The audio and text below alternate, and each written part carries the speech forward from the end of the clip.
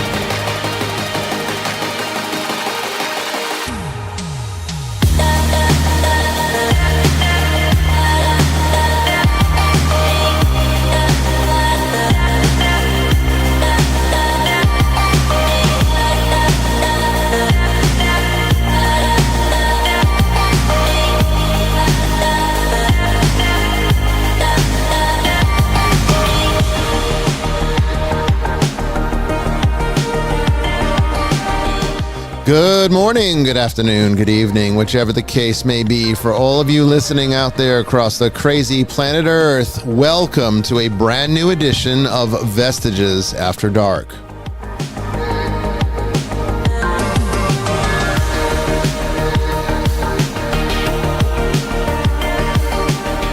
And I am your host, Bishop Brian Willett, coming to you live from the deep woods of western Georgia on this October 1st, 2024.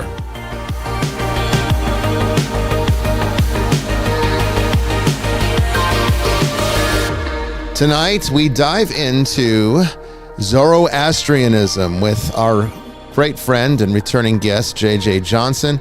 He's going to discuss with us the nature and origins of this the oldest, what is essentially one of the oldest monotheistic religions, and how it shaped Judaism and Christianity and Islam. Fascinating dive into ancient religion tonight on Vestiges After Dark.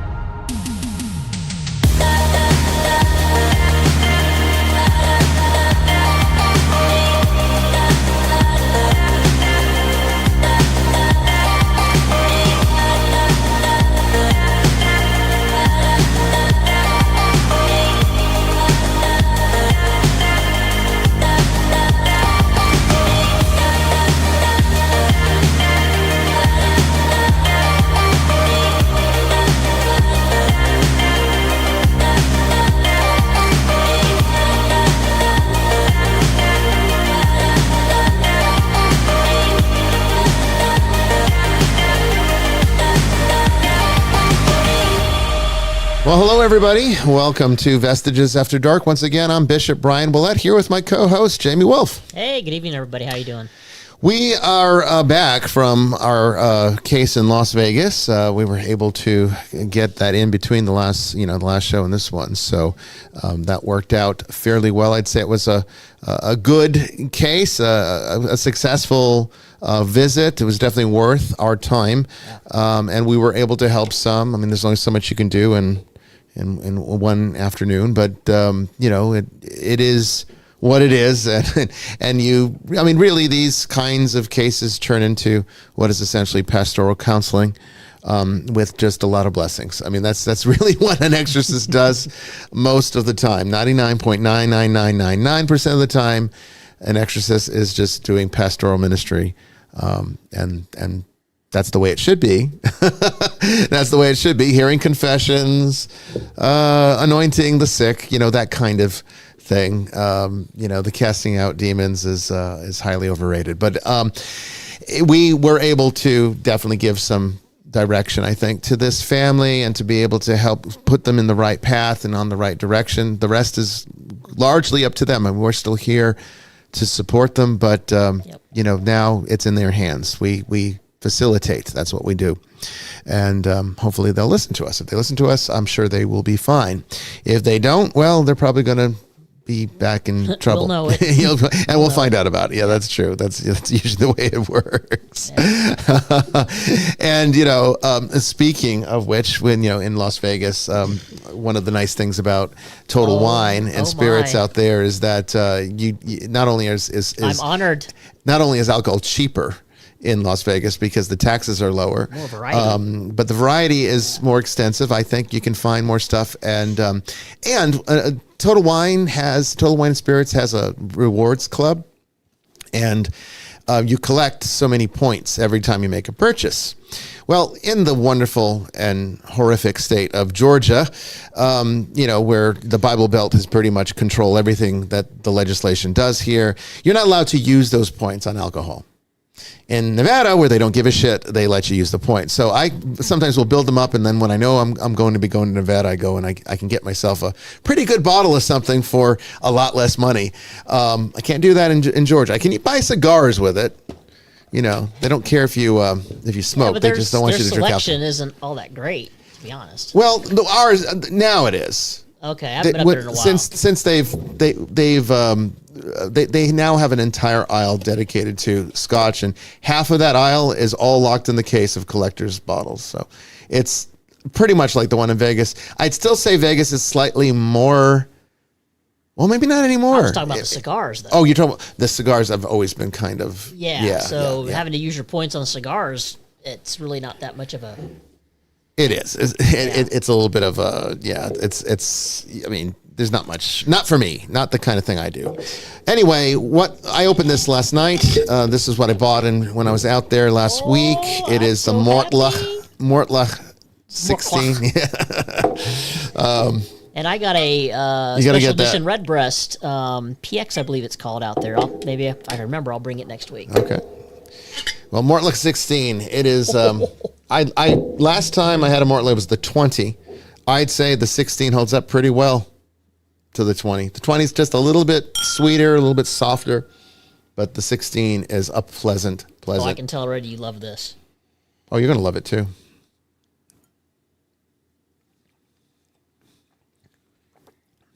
Oh, that's a good sip. I know. That is a good sip. I picture myself it's a lot like in my Dalmore. bathrobe in front of the fireplace with my Boba Fett slippers and a nice cigar and a kitty on my lap. It's a lot like Dalmore. That's nice. Yeah, you know, I love my Dalmore. You'll never go wrong with Mortlach. It's. That is tasty. Yeah, I'm telling you. Thank you. That was lovely. You are welcome. So that's the dram for tonight. I'll put it over here. It's a kind of a narrow bottle. You see, it's like flat. Yeah. Easy to knock over.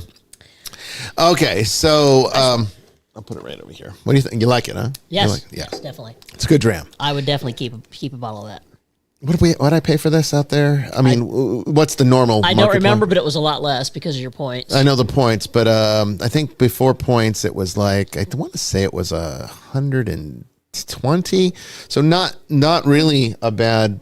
It was over 100. I know that. Yeah, it was like 120. So that's actually pretty good. That's actually pretty good for a 16-year-old, I think, these days, or at least on par. Used to be like you can get a 16-year-old for like $50 or $60, not anymore. Back in the day. Yeah, pre-COVID, everything to say it's like before COVID, like things were normal, and then we had to enter into the dystopian times. You know, we're heading back there shortly. they're trying really hard to do that. Just to let everybody know in the chat, I joined YouTube Premium the other day, and it screwed you up. And for some reason, it screwed up all my settings. I cannot actually join the chat, but I can see the chat. That's weird. So I'm not being rude. I just can't. Is it under a new account? Or is it still your same account? No, it's still my account. All I did was get premium, and it says I have to create a channel to join the chat, and I'm not doing that. So I'll have to figure it out later. I'll have to That's read very on. strange. Yeah. I don't get it. You know me and tech. We hate each other. So okay. Anyway, but I can see you all. Yeah. Well, you know, it is what it is.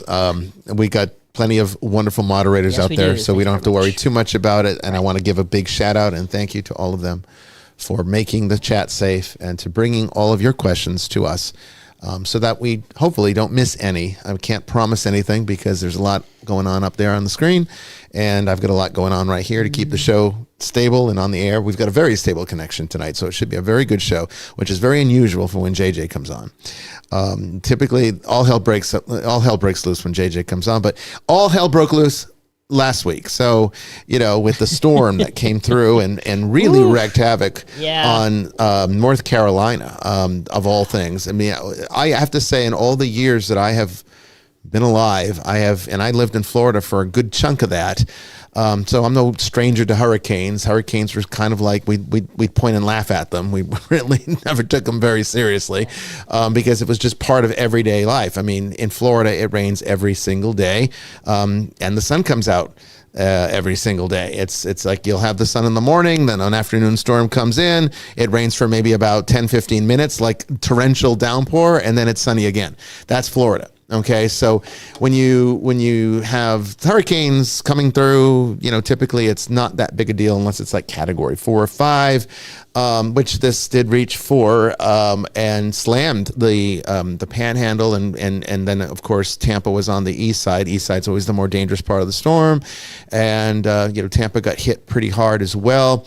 The west coast of Florida pretty much got hit pretty hard there. Track just east of us. But then it came up, and usually it starts to break up as soon as it hits ground. So by the time the storm goes up to Atlanta, at most you're going to get a tropical depression kind of effect. But it was still hurricane strength as far as Macon, which is about an hour or so drives south of us. And then by the time it got to Atlanta, it was still a formidable storm. Where fortunately we were on the west side, and I wasn't here. I was in Vegas, but on the west side, where our property is, it was actually eerily quiet. I mean, it was rainy, but not really much wind. Never lost power, which is a good thing. But for some reason, this thing was just so massive and so fast moving that it just kept going, and it went all the way to the Carolinas and wiped them out there. And we had some friends that it completely shut down the internet, the cell phone towers. Right. Nobody could call out. Everybody lost power. So nobody knew if anyone was safe. And then some towns out there just got completely decimated.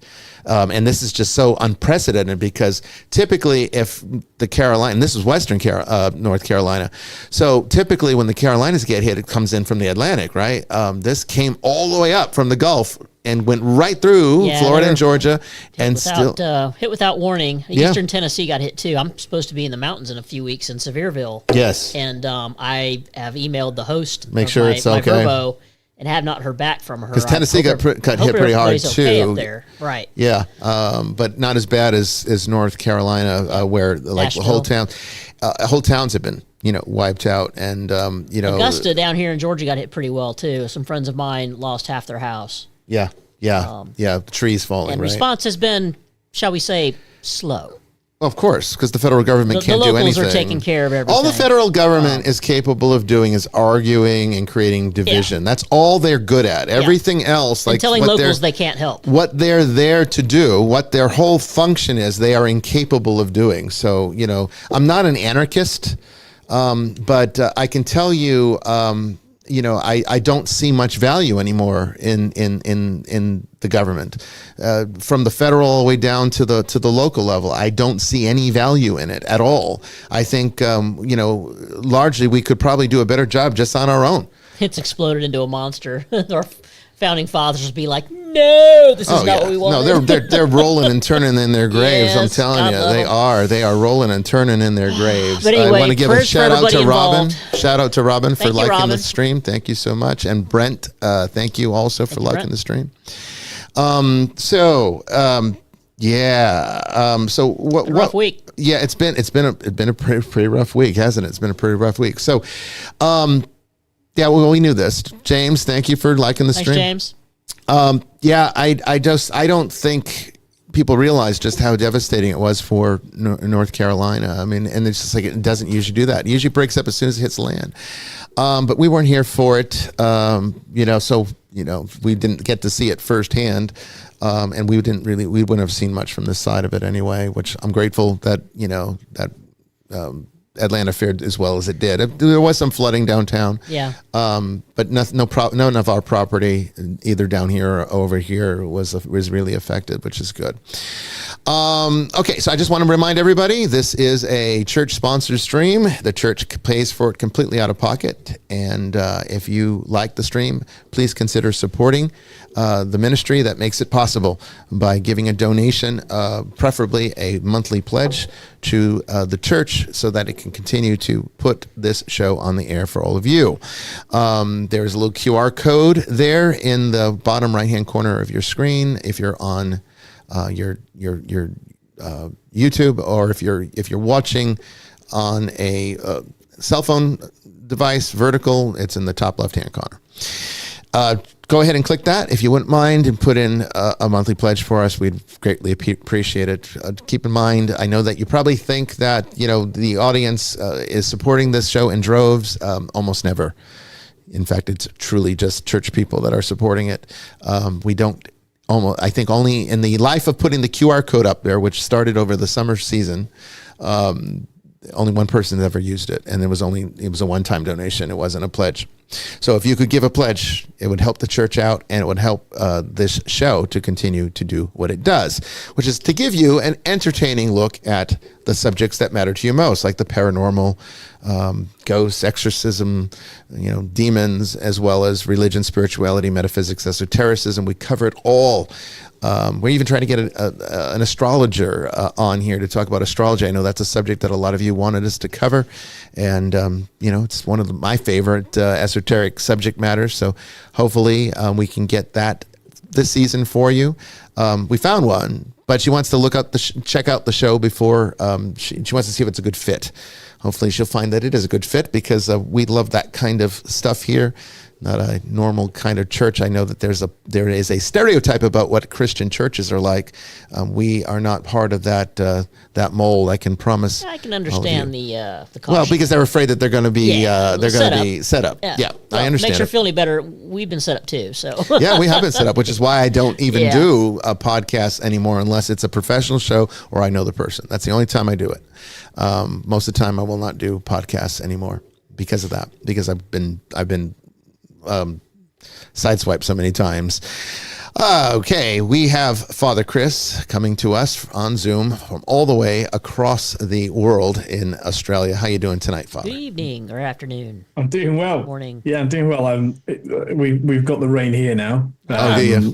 So, you can have it. Although it's been some time since we've had rain, so it's probably overdue. Although, all the farmers of Australia are going to be writing angry letters to me because I just bought a new raincoat and it's arriving today, which means from today onwards we won't receive rain for at least 3 months. No. That's normally how things go. Right. So yeah. How much did you spend? How much did that whiskey cost you again? The market price in Vegas was 110, 120. Yeah, right. So that costs I've converted to US dollars for you, $102 in Australia. Okay. And in England, it costs $36. Holy Hannah. They marked 16. 30. Wow. $32. There's 16. Yeah. Wow. Well, obviously, it doesn't have to travel very far to England. There's that. But a lot of it is just so you travel. know what your government are doing to you on tariffs at the border and on on tax. No, we can definitely thank Trump for the tariffs. All these everybody. They keep singing the praises of Trump, thinking that it's going to be so good to the economy, but they don't realize that tariffs end up basically just raise the price on you. So you end up paying it. You pay it. The country putting them on. Yeah, it's ridiculous. Free trade is the only thing that is going to benefit the economy is the free trade agreements. Tariffs are bullshit. It's just a way of the government making it seem like they're doing something when they're just charging you a tax that you don't even realize you're paying. It just gets factored into the overall cost of things. I used to be able to get a bottle of Lagavulin 16, which is one of my top favorites. I used to be able to get that. Fantastic whiskey. It's fantastic. I used to get it for $60. Now it's $100. Balmore 18-year-old used to get that for $75. Now it's $160. Oof. Okay. Big jump. Yeah. And this was just in the last 4 years. That's, and it was pre-COVID versus post-COVID. And of course, once they bring those prices up, they'll never come back down. But I don't think it was so much COVID. I think it was the fact that Trump was in office and pulling out these fucking tariffs on everything. I really do. So I'm not a big fan of either of our current candidates. If you hadn't noticed, I'm pretty vocal about that. If it offends you, I'm sorry. Joining in with us. There's some kind of debate tonight. Something about VP. Oh, is there? That would explain why we have a smaller viewer count. Much more entertaining. But I can tell you right now, our live viewer count fluctuates, and it's always kind of in the low numbers, usually under 30, 40 people. Sometimes it can go up to 200, but not often. Ever since Twitter kicked us off, where you have to have a premium account to stream on Twitter, I'm just not paying Twitter anything. Right. But we haven't been in the hundreds anymore. Twitter was where most of our live audience was coming from. But there is, our on demand is through the roof. So all over the world, we're getting a lot of hits from India. So I want to say lots of hits from India. So I want to say thank you all out there in India for tuning into this show. We appreciate and love each and every one of you for doing so. And I hope that you're getting a lot out of what we share here, particularly with tonight's show, Zoroastrianism. It's not really much of a practiced religion anymore, except in India and in Iran, of all places, Iran. There is a small group there where it where it originated, but it's in India mostly now. You have something to say, Father? Some in Aden as well, in Yemen. Oh, interesting. Cool. We also got Brandon Milam over there in Tennessee. How you doing? How'd you fare through the storm? Because I know Tennessee got hit in places pretty bad. So I live in central Tennessee, so we just got like drizzle for like a week straight. Yeah. But no winds or fallen trees or dodged a bullet too. Yeah? Not that much, no.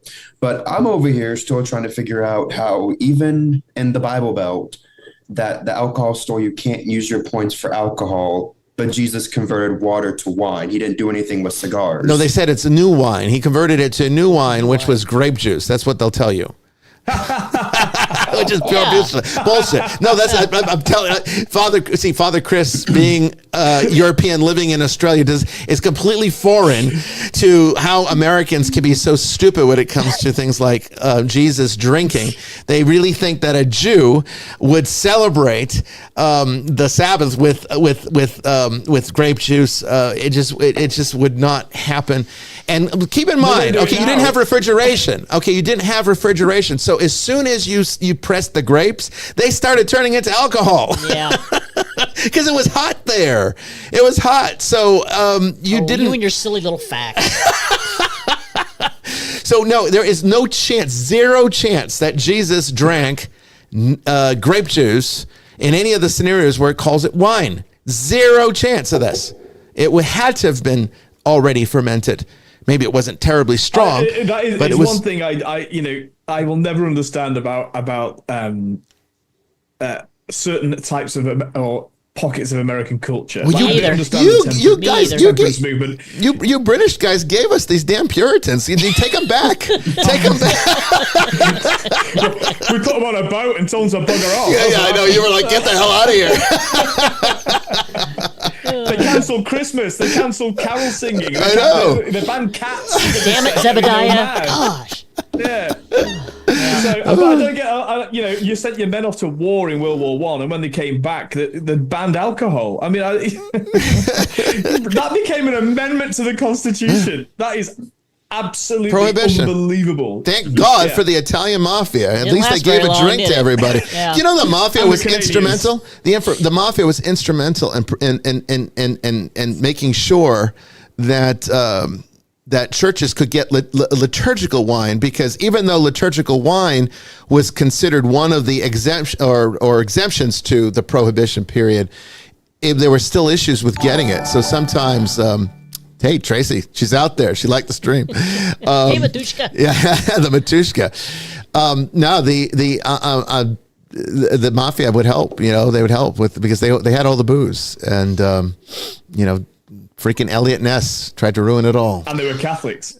They were Catholics. So they understood that you have to drink. When you're Catholic, you have to drink. It's a requirement. And if you're Italian, you got to drink twice. That's true. And if you're French Italian like I am, then you drink three times.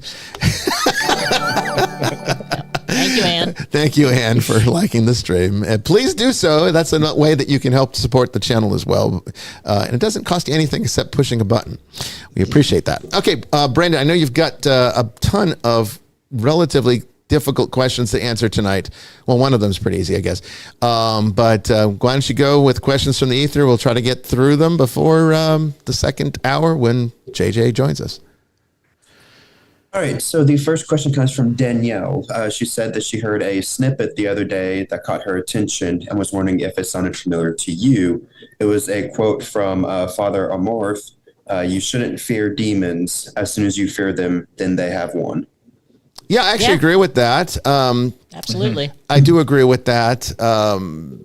It's true because as I sometimes feel like I'm a broken record when I answer these kinds of questions because I've said them so many times. And you probably heard me on this show, and if you watch the Mass, No, you've it heard just me means on my you're sermon. consistent. Well, I am very consistent. It means your answers, you thought it through before you gave it. Yeah, I'm not, So I'm it's not gonna pulling it change. out of my ass and then, I forget it like the next hour. No, it's true. I've said before, the only power Satan has is the power you give him. He's been deprived of any power by virtue of the cross.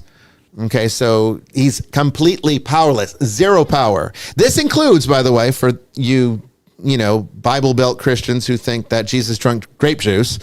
This includes the idea that he can trick you into thinking that he is something good when he's not, or like these paranormal critics that say when they hear the child's voice, it's got to be a demon pretending to be an innocent child. Look, let me take it from someone who deals with these things all the time. That's bullshit. It's bullshit, pure bullshit. Okay, the only seduction that the devil's able to do is to play with your own mind. All right, you let it happen. You let your imagination run wild. You let paranoia get the best of you. Your doubts, your fear, your guilt. Yeah, whatever's in there that you haven't dealt with yet, that's what ends up becoming the deception. But he is not capable of seducing you. He's only capable of using your own thoughts and deficits against you. So all the more reason that you need to keep your own guard up and to be mindful of yourself, govern your own emotional center, and be in control of who you are as an individual. Then the devil has no power over you, and it can do nothing to you, nothing at all. I have to tell this to every single client, and they're always they don't believe it's why it. nurturing faith is. It's why nurturing faith is central to it. Yeah. Like you said, I mean, most of the time, you're giving pastoral support. I mean, exorcisms are a pastoral act. I mean, Yes. and the immediate advice is make regular use of the sacraments of reconciliation and of the Eucharist.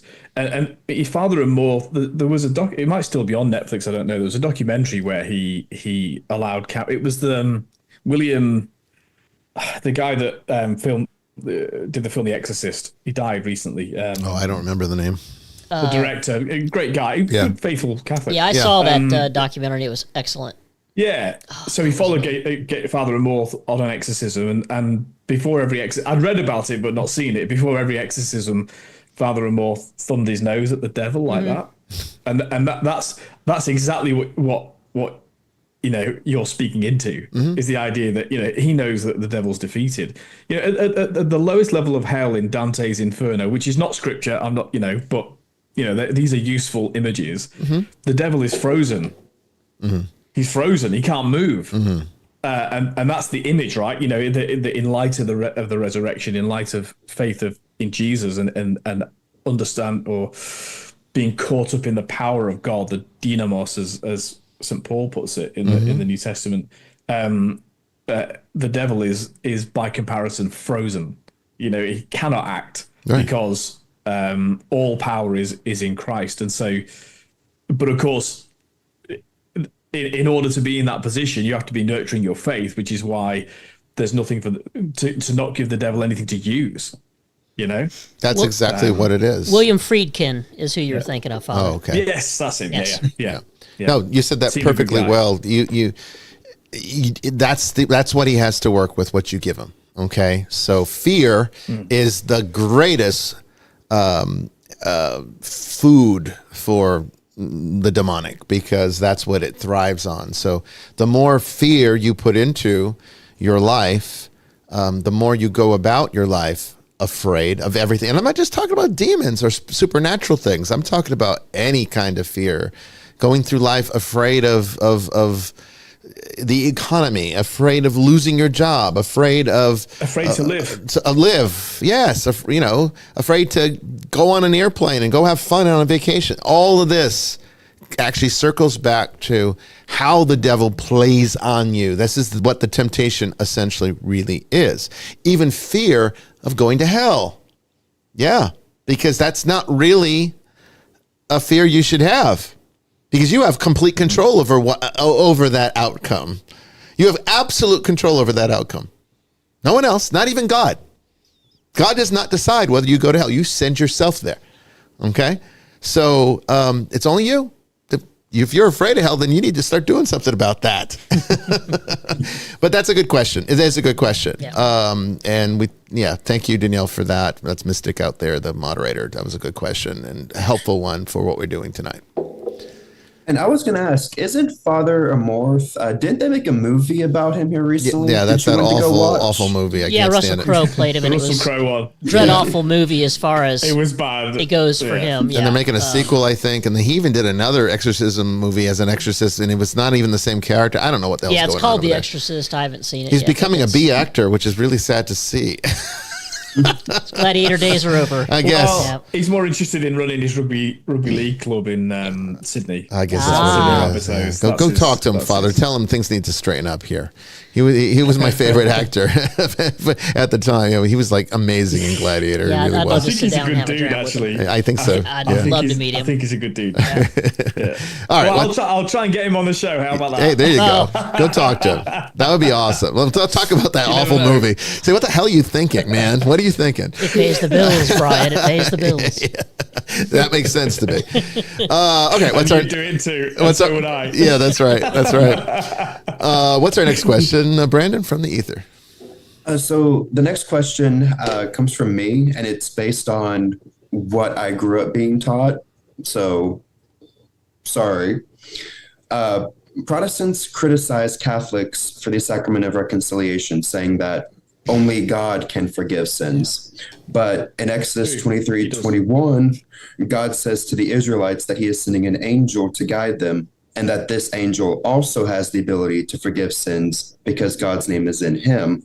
So would this be the same concept as a priest forgiving sins? No, because Exodus 23:21 does not say that. It says the opposite of that. Beware. I'm going to read it directly. Beware of him and obey his voice. Provoke him not, for he will not pardon your transgressions, for my name is in him. It actually says he will not forgive sins. So that's not related to the. Could that be a Protestant version Bible? No, maybe, where no. it's Every version, just a every complete translation, misquote? it's a misquote. Yeah, it's not that. I mean, and I think I read this directly. I want to say I took that from the King James, just for those people that might. I'm pretty sure that's the King James right there that I read. Can't argue with that one. The one that the theology that the church uses, the theology for reconciliation as a sacrament, comes from is John 20:23, where it says, "Those whose sins you shall forgive, they are forgiven them, and those whose sins you shall retain, they are retained," which is a very important theology because it essentially breaks down that not only does the church have the power to forgive sins, that Jesus gave the church this power, but it also has the power to say, nope, I'm not doing it.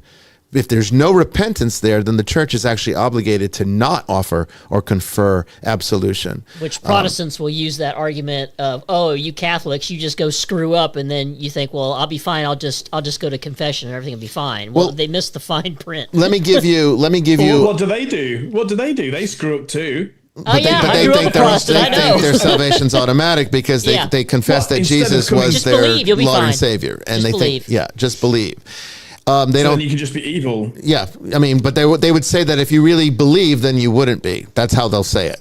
They'll be like, you wouldn't be that way if you really, if it was sincere. So it mustn't be sincere if you're doing evil things after claiming that you believe. That's how they play these little games with themselves about it. But the fact of the matter is, no, the church, Jesus gives the church this authority. John 20:23 is where that authority comes from. The authority to forgive And it sins is and Christ's retain them. authority. It Christ is doing it Christ says through it. That's his his church. words. Yes. So the idea here, and let me give you an example of how the church deals with retaining sins as well as absolving them, is that I can give you the best example, and I've actually had to do this. if a person comes in to confession, okay, and confesses a heinous crime, like in this particular case that I'm going to describe, child molestation, actively involved in this, okay? Well, there's two problems here, okay? Okay, so first of all, you might say, well, you're a mandatory reporter. You can't keep that confidential. I have to. By virtue of my vows, I cannot reveal this to the law. So this puts the confessor in a very difficult position, because the confessor knows that there's a child that's being harmed out there, and now the only way that he has privy to this information is through the seal of confession, which cannot be shared. So how does a confessor deal with this? And I'll tell you how I do it, how I've done it, okay, is that you can, well, there's different things that you can do. Okay, so I'm going to give you a couple things. But as far as the person confessing, this is what you do. Okay, first of all, the person doesn't get absolution. Why? There's two reasons. Number one, they're actively involved in a sin, and there's no sign of repentance if they're continuing it. So I don't absolve people that have no intention to give it up. You have to have an intention to never do it again. Even if you do fail, your intent going into the sacrament has to be, that's part of proper, that's actually part of the proper matter of the sacrament or the proper intent rather of the sacrament of reconciliation, is that you have to intend to never commit the sin again. That has to be true repentance. So that's number one. If you're still committing the act and you know you're going to do it again, no absolution for you, because you're not going to get it, you're not going to be able to get the forgiveness if you are still actively involved. That's number one. Number two, I will hold absolution until they turn themselves in. That's your penance.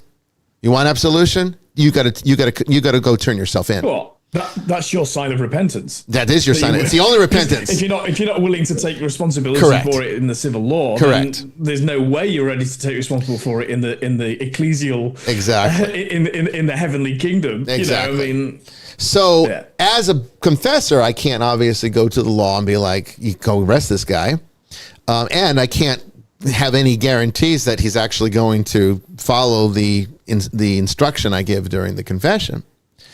So the way that I've handled this is to nudge the if it's a parent, if this happens to be a father doing this to a child, to their own child, and I'll go to the mother. And I will basically say, you need to keep an eye on your kid. And that's it. I won't, that's not a break of the seal, but it starts the direction. And if they inquire more, I will just reaffirm, you need to keep an eye on your kid. And I can tell you from experience, most they'll understand what you're spouses saying. know there's something going on. They probably know something's going on. To act. Yeah. But and you do it outside of context or something else. But it's the only thing you can do, because you can't share it. You can't share the sin, but you can take as much action as possible without revealing the information. Okay, but that's a situation where the church retains the sin. It's obligated to do so. I'm not going to give absolution to someone that has no desire to quit. That's not going to be the way this works, That's what prison chaplains are for. Yes, exactly. Yes. We have chaplains in prison. They'll hear your confession once you're in prison.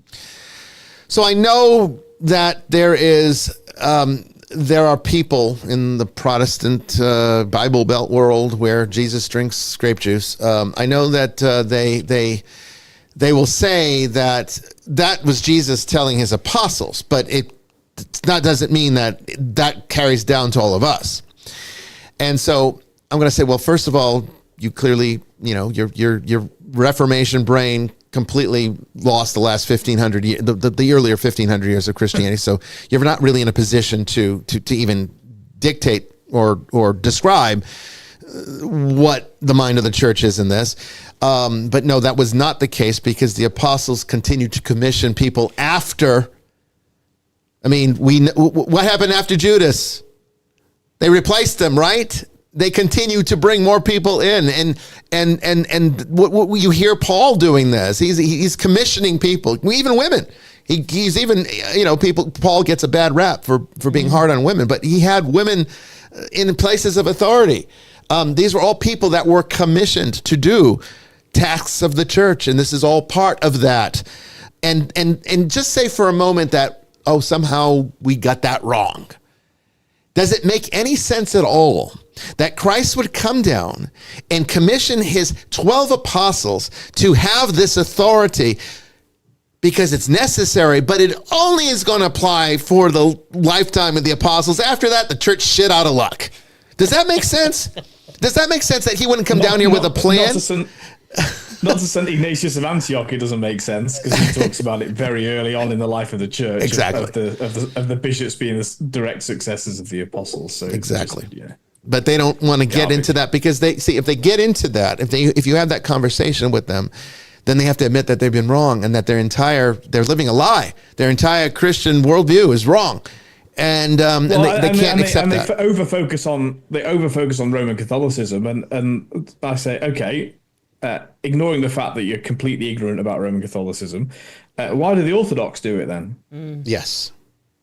And they don't know anything about that, or and I just think if you ask questions like that and they always ignore orthodoxy. Well, then why am I listening to your theology at all? They always ignore orthodoxy. Always. That's that little. It's almost really like it doesn't exist for them. Yeah, they can't. Yeah, they rather not. It's just anybody. It's like anybody that has something that they don't want to come to terms with. They'll lie to themselves as often as they have to in order to maintain the illusion of their delusion. That's just the way it works, and this is one of those situations. So no, absolutely, that verse from Exodus has nothing to do with reconciliation, but the church was absolutely empowered by Jesus to continue this work. The forgiveness of sins is an essential part of the ministry that Jesus came down here to initiate. That's what the Great Commission was for, to send out not just the apostles, but he sent out the 72 originally, and then just kept. It's been going on to the present day. We're still doing it. I mean, also, and I've mentioned this before, so I won't labor the point, but it was also to remove the subjectivity from you see, people get caught in their sin because they can't forgive themselves, and God can't possibly forgive me, which is pride, yes. And so this is Christ knew that men needed to hear it from other men. And so he empowered them to say, actually, once they've absolved you, that's it. Mm-hmm. And therefore you can move on. And this is the difference between confession and therapy. Therapy is a good thing. You can that's one of your issues. But confession has a therapeutic effect, but it's not the same as therapy because ultimately it draws a line under it. And heals. It says that's dealt with now. And the next time you come, and hopefully you go to the same confessor and you start talking about the same thing. You go, oh, that's been dealt with. So now you need to, then you can start to gear the penances towards, increasing the faith and belief and the confidence. Correct. If that person with God. So, if you've not been to confession before, it's daunting and scary and all the rest of it, and you might not know much about it. All I can say is just go. Do you know how many Protestants I actually hear? Change your mind once you've been. Do you know how many Protestants I actually hear? I hear more confessions from Protestants than I do Catholics. Because the Protestants don't really have a problem. The average layperson doesn't have a problem with this. It's just these ministers that have to justify their jobs, because if they admit that what they're doing is ultimately devoid of any authority or power, then they've wasted their whole lives. Their whole career has been for nothing. I mean, they probably brought people to Christ. That's worth something, but they're not doing it perfectly. They're not doing as perfectly as they could because they're basically been sterilized by the Reformation. And that's an unfortunate thing. So I mean, a lot of the Protestants that come to me, I mean, I tell them I'm straight out, because most of the people that we serve in this ministry are not Catholics, and I come straight out and tell them, look, you don't need an exorcism. You have trauma. You need a confession. You've got guilt. Let's get rid of that guilt. Let's eradicate it. You have a unique ability as a confessor, having to sit in on a few of your confessions with clients. Which we always do with permission, You- by the you- way. That's something Right, unique that I've allowed Sometimes as a bishop. the clients feel better if I'm in there with them, Or if it's a You are allowed minor. to do or if that. it's a juvenile. If it's yeah. a minor, I mean, she knows she's under the seal too. But, Right, so- but if it's a right. minor, You have a good I ability do to take. put people at ease. You make it sound like it's just a group of friends having a conversation, Yeah. and I think that puts people at ease and they open up more. That's exactly how it I should just wanted be. to make and Well, I think they think that they're going to go in and get their ass handed to them. right, You know, and that's not the case. and it's not the way it should be. I mean, maybe there are confessors out there that are like that. I've never been to one like that. I mean, I've always found confession to be a wonderful experience in every church I've been to. And that's saying something, because most churches I've been to I did not like, but I always enjoyed confession no matter where it was. Every confessor I've ever had has been a wonderful confessor, and I hope that I continue that line, you know. I'm sure you. Well, I've been to Father Chris for confession. He's very much like that too. So I think we're doing something right, Father. I think so. I've never been. I mean, even priests that are a bit kind of on the spectrum in other ways. And see, I don't mind the half bored priest. Like I think there's something good about that. You shouldn't be too interested in what people are saying. I tell people it's like I won't remember what you confessed like 2 hours later. It's gone. No. It doesn't stay with me. I try to. I'm not there for that. I'm just the facilitator. But thank you for saying that. I mean, it means a lot that's to hear true, that. though. I appreciate that. A few of them I've got to sit on, and I'm just like, wow. Well, you tend to be in on some of the doozies too, as I recall. And like I said, pulled at my heartstrings. Some of them are trying to be quiet. Yeah. I'm just like, wow. How do you do this all the time? Oh, being a confessor, like being in, like that's your primary function. That's tough. Man, That's tough. I cannot- only have to do it on occasion because of the way this ministry works, and I'm not running a traditional parish. I don't have 10,000 families to take care of. It's not like that for me. So This is why Catholics drink alcohol. confessors, Especially the priests. confessors in Yeah. particular. You confessors need it. when I occasionally I'd go when I was, for example, at the Shrine of Our Lady of Walsingham, you kind of just take shifts to hear confessions because people are there on pilgrimage, they're there on retreat, and so my reflection of when you hear a lot of confessions is that I actually just, it inspires me. I think it's it makes me more aware of how much better people are than me. Like, because they're really trying. They're really trying. And you think, you're confessing that, you're really, and so, so if anyone thinks, oh, I couldn't possibly go because, he'll think I'm terrible and all the rest of it, it's just not true. It's quite, it's And a there privilege, is actually. an anonymous option. You can go to a parish that you've Yes. never been to And and there go should behind be. the screen. If you're really concerned about it having some kind of a subconscious ramification on your relationship to your parish or your church or whatever, remember your confessor is not even going to be able to share this with the other priests. They can't share it with anybody, period. Unless in the only time, and even then, like when Jamie sits in on those rare occasions because it's a minor or it's like a person that wants the support, and they see us as a team ministry anyway. So it's like if they feel comfortable, whatever they share with me can be shared with her.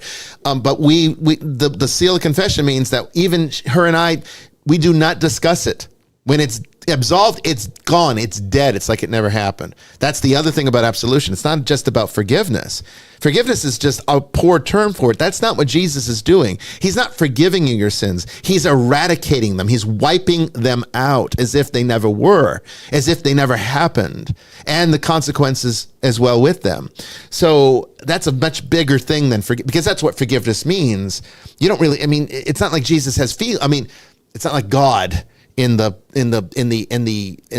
absolute sense has feelings like human beings do. He doesn't have sorrow, because that would subtract. He's not offended. He's not offended, right? He knows your nature. He knows it's broken. which we're going to get to in this next question here, which we should probably get to because we only got 9 minutes to get to it. So and this next one's a big one, so we have to spend some time on this. This So must be a Brandon question. no, it's a Marina question. Marina's a close second. Marina's she's up there with the good questions. She might even beat Brandon as far as like the tough questions. I think Marina, when she asks, it's going to be something that's going to be that's a challenge. tough. Brandon. Yeah, it's a tough one. All right, go for it. All right, so her question was, I wanted to ask about paragraph 310 of the Catechism. Did I pronounce that right? Catechism. Catechism. I'm sorry. I'm Protestant. I'm sorry. The reason why is because I heard someone state that the fall only applied to man, and that it's why creatures before humans died, and cited this paragraph, which seems to refer to the creation and reabsorption principles. Okay, so let's read 310 so everybody out there knows what we're talking about, because I'm sure nobody off the top of their head knows what 310 says. Okay. So here's paragraph 310 from the Catechism of the Catholic Church. But why did God not create a world so perfect that no evil could exist in it? With infinite power, God could always create something better. But with infinite wisdom and goodness, God freely willed to create a world in a state of journeying towards its ultimate perfection. In God's plan, this process of becoming involves the appearance of certain beings and the disappearance of others, the existence of the more perfect alongside the less perfect, both constructive and destructive forces of nature. With physical good, there exists also physical evil, as long as creation has not reached perfection. Now, I don't disagree with what the church says here in this, except for the way they frame it. I prefer the Orthodox framing of the fallen world more than, and I've said this before, more than the Western Church's perspective on this. The Western Church tends to see the fall as being more of an internal thing, where it's a stain on one's individual soul, whereas the Orthodox Church sees it as damage to the universe. That the Orthodoxy tends to more closely accept that God created the universe perfect. It was perfect. It was absolutely perfect. It was infinitely perfect, and we kind of infinitely broke it with the fall. The Western Church, as you saw here, takes on the position that God intended the creation to be less than perfect so it could, and we with it, could journey towards perfection. There's a little shred of truth to that as well, but I don't care for the framing, because I really do stand by the position theologically that the fall of man is what damaged the universe and brought death and disease to us.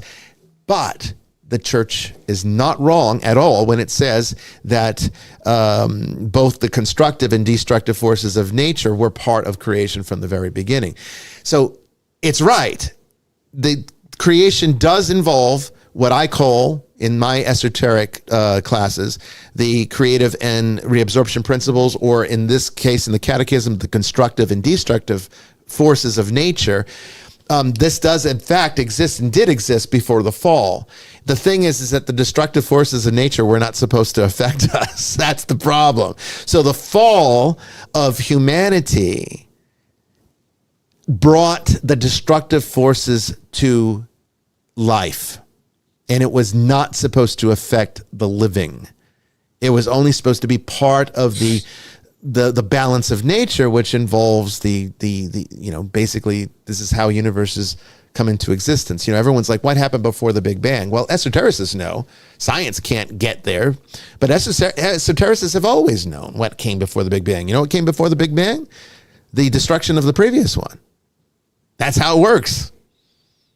That's how it works. It's this constant breathing. I call it the breath of God. God breathes things into existence, and then he inhales them back in, and he breathes them out again. Our breath is literally a parallel to that. That's why we do it. That's why we breathe in life, and then we exhale death, carbon dioxide, which we can't use. It would kill us if we breathe that for too long. But it makes the trees. The trees like it. That actually gives me a question. Would Hinduism be on par with that same thought in their idea that this isn't the first universe, that was created? Yes, it and this is. Isn't the last? Yeah, I mean, Eastern religion is much more in tune with that kind of thing. Their cosmology is far more advanced than anything in the West, and that's just because they care about it. The West doesn't care about cosmology. All they deal with is strictly what you need to know for salvation. At least Christianity and Islam, the religions are focused on how do you get to God, how do you get back to God. Judaism, it's gone through so many shifts because it's such an old religion that there's differences along the way. Initially you were rewarded in life, so you did good things just so that God would reward you. Now, most Jews today believe in an afterlife. The whole Sheol thing is kind of no longer really a part. I mean, maybe in the ultra-Orthodox circles it still is. I'm not sure on that. That might be a question for JJ in the third hour because he would know.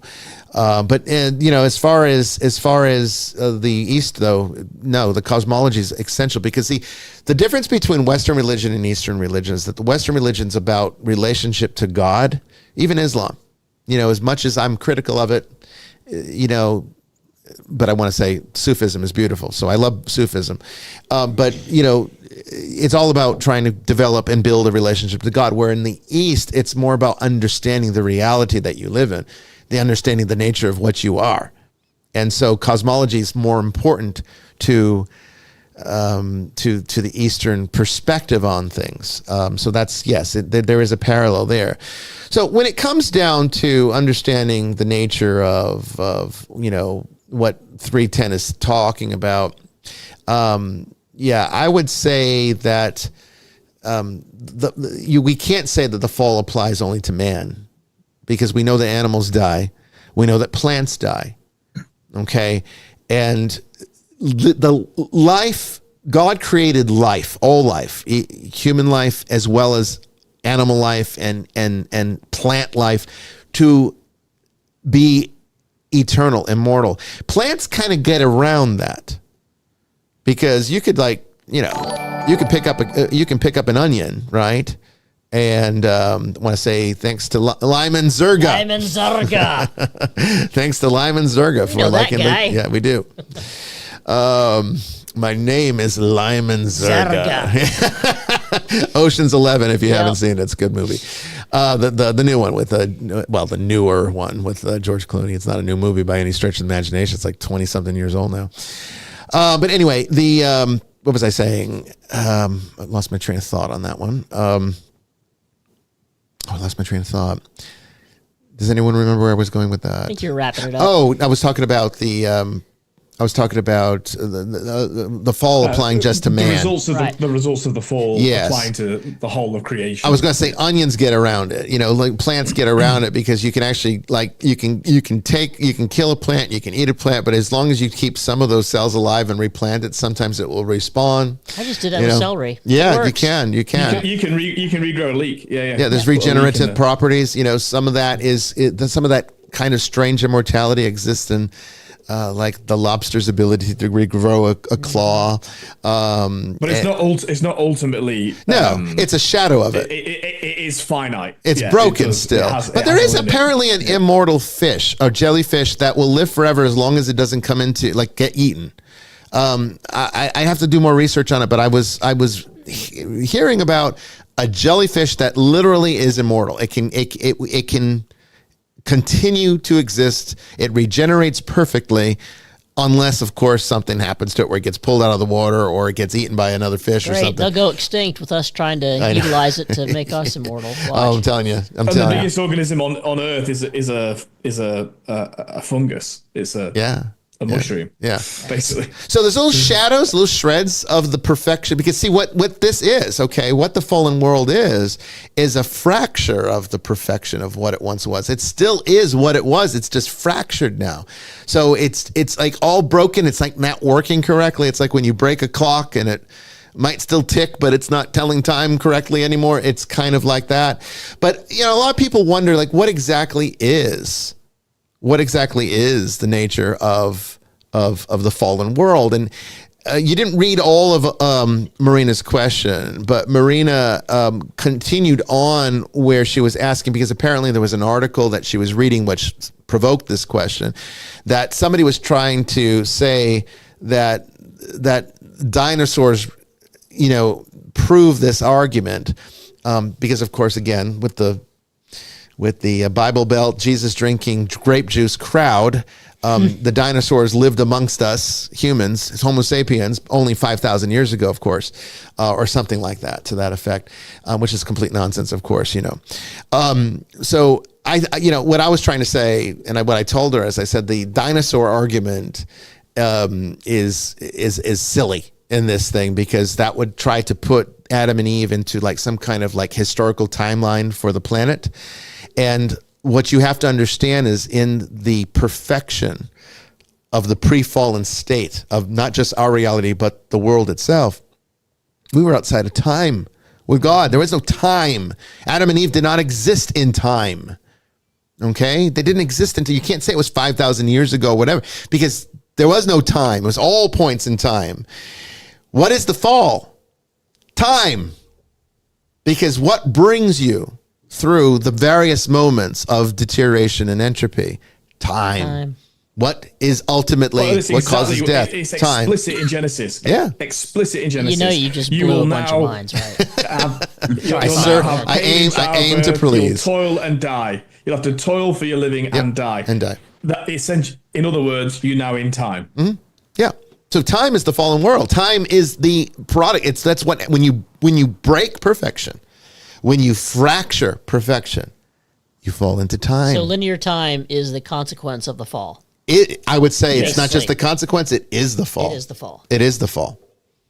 We would, when we're restored to the perfection in the resurrection at the end of time. Why does it have to be the end of it? Because time will no longer matter. That's why it's at the end of time, because there's no more time. My high school science teacher's still alive. I need to go revisit an argument I had with him in 1989. But it's so important. I want to make sure that people got that point. Yeah. Okay. Everyone's like, the end times. The end times. They're coming. They're coming. Do you not understand? It's not talking about the end of the world. It's talking about the end of time. Not meaning it's the last year or the last minute. It means there is no time. Time has ended. We are back to perfection again. Time is the fall. That is the fallen universe. And that's why reality doesn't function correctly. That's why reality doesn't function correctly, because it is still within it's still perfect, but perfect within time, which time erodes it and moves it towards entropy, which is why all things lead to death. All right. So we get through them. And that's so much more I could say about that, but we'll have to save it for another time, because we're going to get ready here for our first break. And then when we come back, we will be talking with JJ about Zoroastrianism after this.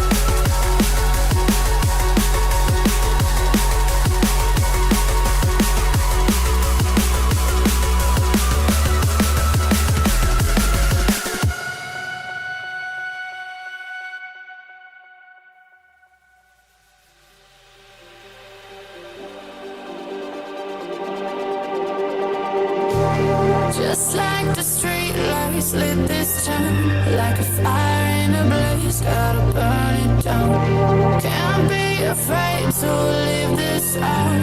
We got this far, don't know how. I see danger in your eyes. They know we'll burn down the night. Coming just like the sunrise. You know that we gonna let it rain tonight. We gonna let it rain tonight. We gonna let it just like the sunrise. We gonna let it rain.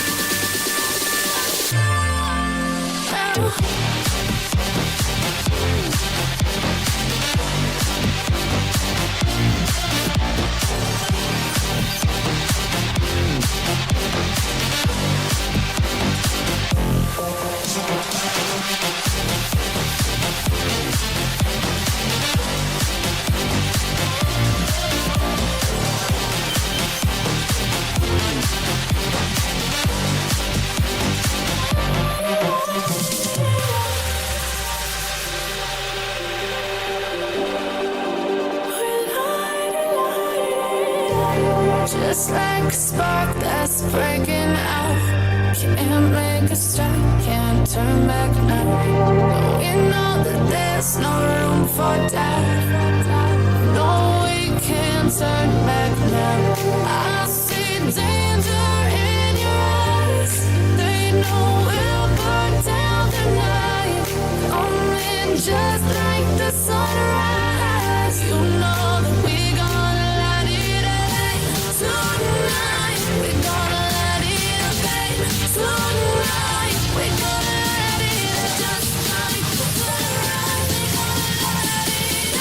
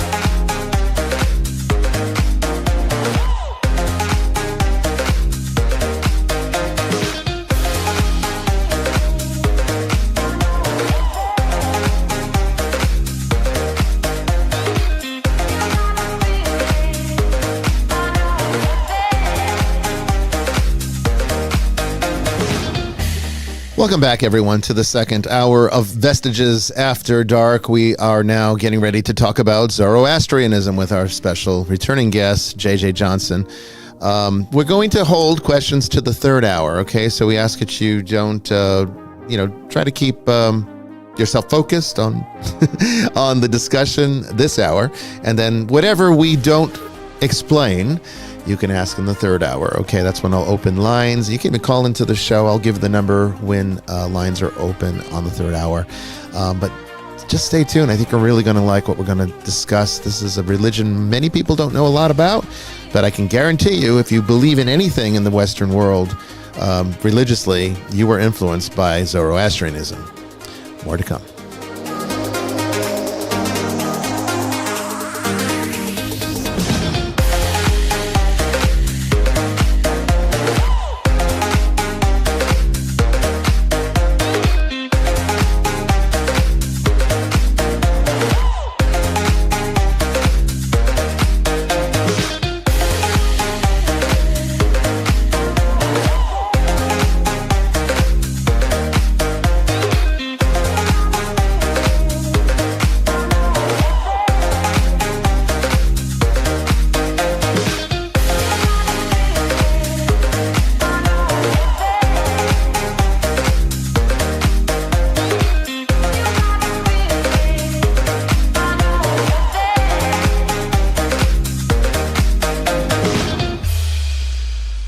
All right, so I'm looking forward to this. Tonight we are joined by our wonderful returning guest, J.J. Johnson, born in the smallest town in Tennessee with a population of just 113.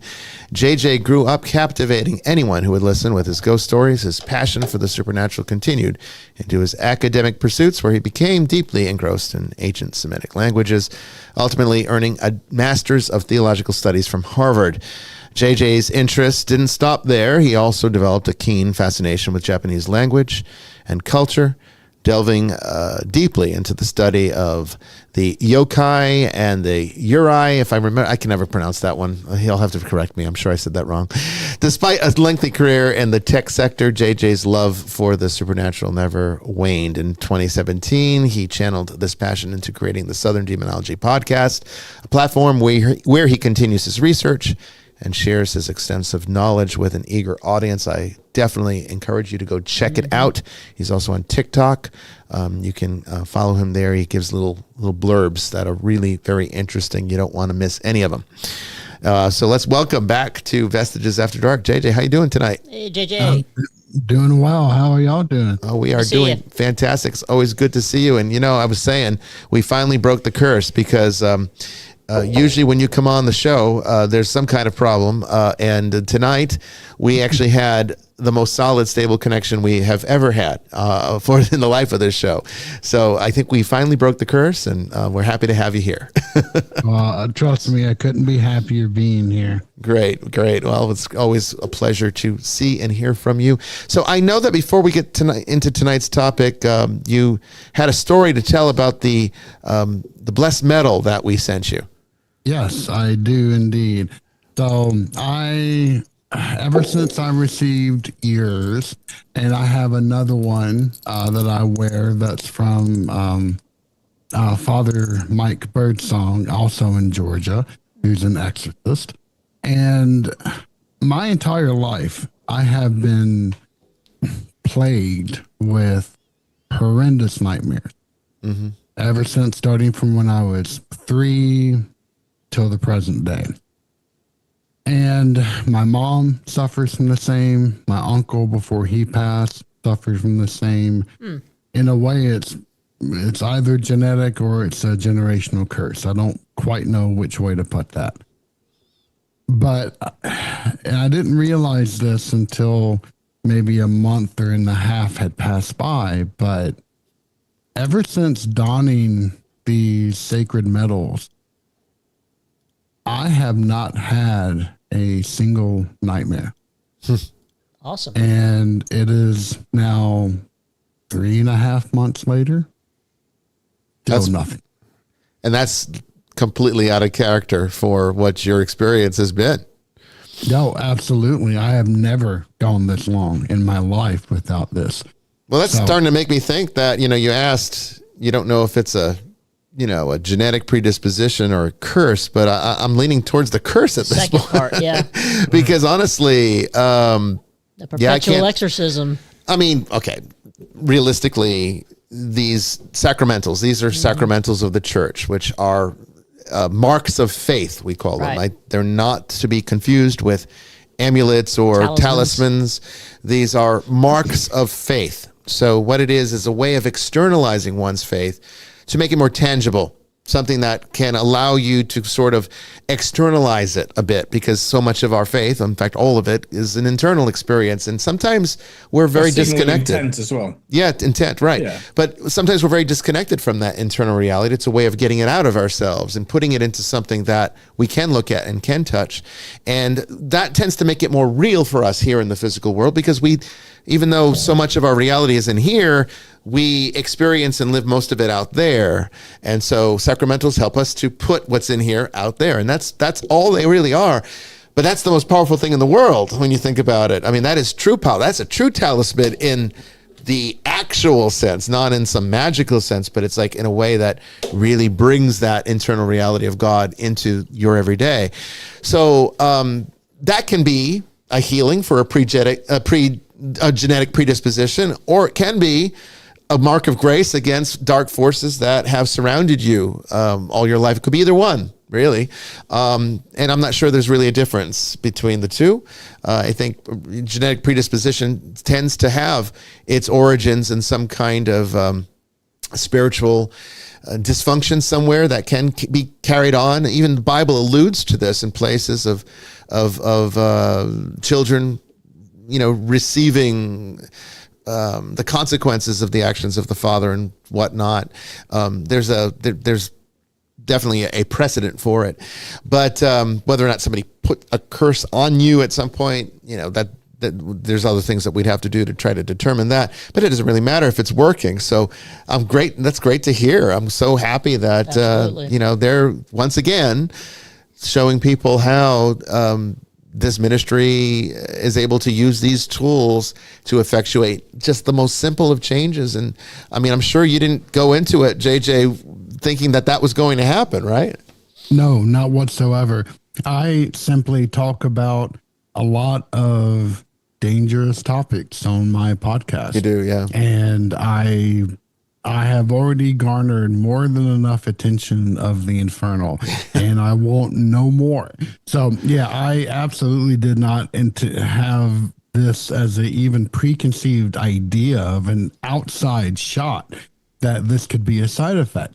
And it wasn't until much, much later did I actually go, you know what? I haven't had a nightmare in a really long time. I wonder why that is. Let's keep that going. Yeah. Well, that's fantastic. I just wanted to thank you, because I really thoroughly appreciate this.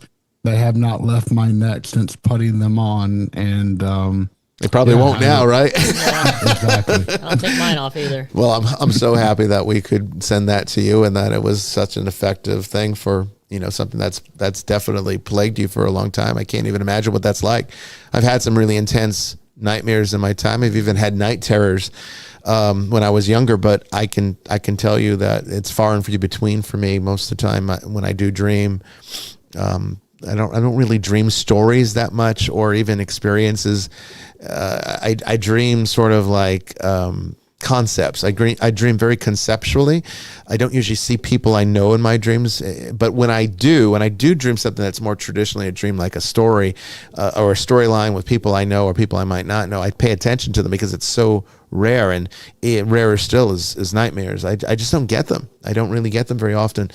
And usually it's when I'm really fatigued or tired or not feeling well, or stressed. If I'm really stressed out, then sometimes that will provoke one, but I can't say I really get them. So, but when I do have them, they're unpleasant.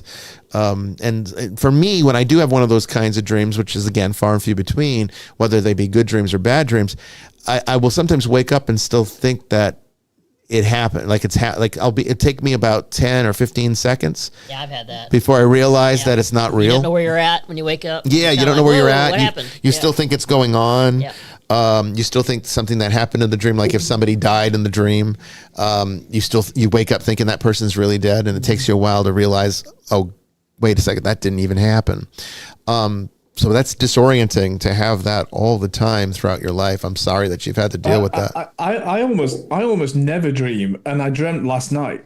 Did you? Well, was it good? And yeah, well, it was like because I almost never dream. I mean, although I would say, listening to other people's dreams is the most boring thing in the world. So I won't labor the point. But, It is kind of true. It is true. It's interesting to you because you've had it. And of course, when people don't realize that everything that you've dreamt, you've generated yourself. So you're telling people a lot about yourself. Yeah, But, that's true. But last night I did dream, and I dreamt, I was taking off and landing in a plane, but it was going through a house, and it was like a multi-storied house. I won't labor the point. I think there's something to reflect on in it.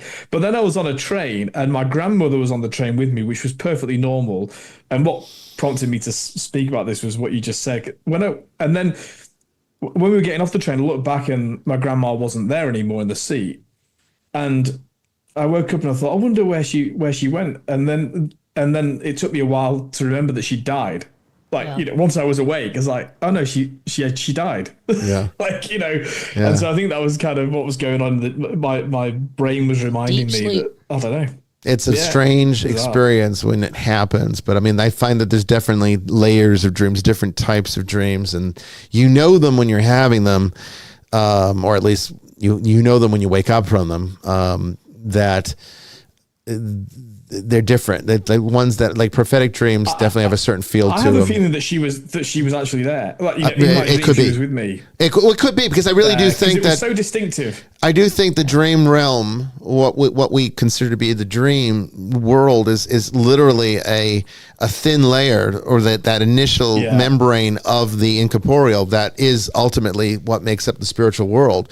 So I think dreams, and liminal space. I'm not saying that dreams are the afterlife. No, but I am saying that the incorporeal part of nature, the dream world, is sort of like our way to get our feet wet safely.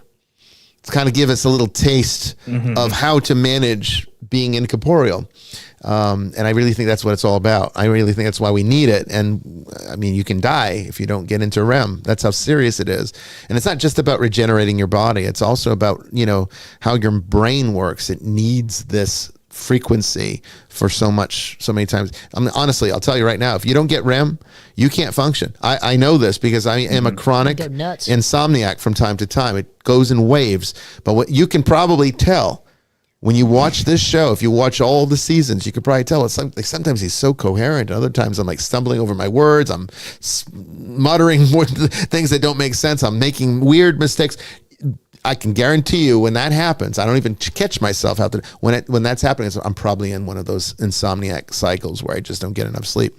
But I'm very rested. The trip to Vegas always resets me very well. When I go on a trip, I just get reset very well, and I sleep like a baby for a long time after that. So I always like going on trips. Okay, so let's get tonight's topic on Zoroastrianism. So I guess let's get started, because most people are probably not going to be familiar with it. I already kind of prefaced it in the first hour. This is one of the oldest, if not the oldest formal monotheistic religion. It influenced, going back to about the 6th century. Some sources might say that parts of it could go back as far as the 10th century BC. So we're basically, though, in the 6th century BC. So older than Buddhism, older than Christianity, obviously older than Islam, but alongside Judaism to a certain extent. But so there was going to be interaction there. And we've talked about that in the past with JJ when we talked about the other side, Judaism and whatnot, and how, a lot of the apocalyptic Second Temple Judaism was very much influenced by some of that dualism that we see in Zoroastrianism. So I can guarantee you, you've been influenced by it, even if you don't like what you're about to hear about it, because this is really the foundation to monotheistic Western religion. And we're going to discuss that tonight. So, JJ, I guess get started by giving a brief overview of what it is as a religion and its historical significance, and we'll go from there. Sure.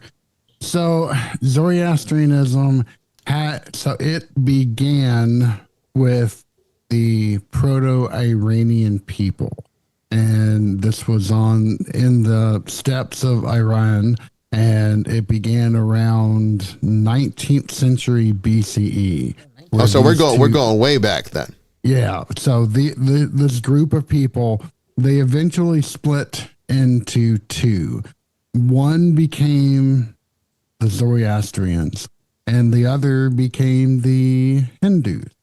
And the two are still very, very much linked together, as the gods of Hinduism are the demons or devas of Zoroastrianism, and vice versa. And there's actually a lot of contention around the very nature of Zoroastrianism. Is it monotheistic? Is it polytheistic? And there are pretty good arguments that can land on either side of the house on that one. Regardless, Zoroastrianism has the oldest religious writings that we know of. And the religion itself, I'm sure if you've ever read Nietzsche, then you would have heard the name Zarathustra. And this is the name of a prophet, a religious leader of this particular group that essentially completely radicalized the religion. He came forth, proclaimed that Ahura Mazda is the one true God and created it all, and everything kind of centralized around that. Unfortunately, Zoroastrianism is probably one of the most hated of religions, especially by one very famous historical figure known as Alexander the Great, who made a very large hobby of going around and burning any religious text that he could get his hands on and any priest that he could get his hands on. And wound up, it was quite a few, to the point where there's probably an estimated 3/4 of the literature that has been lost of Zoroastrianism. And even of the 1/3 that remains, there's so much knowledge that has been lost, even by the priesthood, that they really can explain some pretty key concepts that are in that particular religion. The way that Zoroastrianism works is you have to be born into it. There is no conversions. You cannot decide to become a Zoroastrian. In fact, if you're only half Zoroastrian, so let's say that your mother is Zoroastrian, you will not be accepted. Both parents have to be Zoroastrian and in good standing with the community in order to be considered part of that and actually enter into temples. So you made an interesting point there that I'd like to reflect back on, is what is the definition of monotheism? Because I think people use it interchangeably, and there's really two ways of looking at it. You could say, one, it is the belief that there is only one God, period, or it is the people of that religion believe in one God, but they know there's other ones, but they only believe in one of them, which in Zoroastrianism, it's more that way, because there's the good God, right? The one that is that they actually worship. And then there's this evil God that's in equal power to him, which is where the dualism comes in. Well, not equal power. So there's Ahura Mazda, also could be referred to as Ahura in older texts. Mm-hmm. And then you have the evil one, which in beginning texts referred to him as Angra Mainyu, and then in later Persian texts, he became known as Ahriman. Okay. And Ahura Mazda came from a realm of light, and Ahriman came from a realm of darkness. And these two realms, they were, as the texts say, they were limitless, except for when they had a boundary that butted up against one another. and only in that fashion were they limited. And Ahriman is absolutely fascinating. He crawled to the edge of the realm of darkness and looked and saw Ahura Mazda and instantly despised him and wanted everything that Ahura Mazda had. And Ahura Mazda knew everything. He was omniscient. And so he knew that Ahriman, when they fought, was always going to lose. But one of the things in which you may not know, just as the bishop said earlier, if you are religious at all, or at least have even come into contact with Judaism or Christianity, you have been influenced by Zoroastrianism. And one of the key ways that we still feel that to this day is that sure knowledge that the devil is going to lose. And that comes from Zoroastrianism. It was this idea that Ahriman is so much lesser than the Ahura Mazda that he's destined to lose. If you won't mind, I want to read a little passage here because I think it will help to exemplify some of the other similarities that Christianity and other religions have picked up from Zoroastrianism. Let me find it here.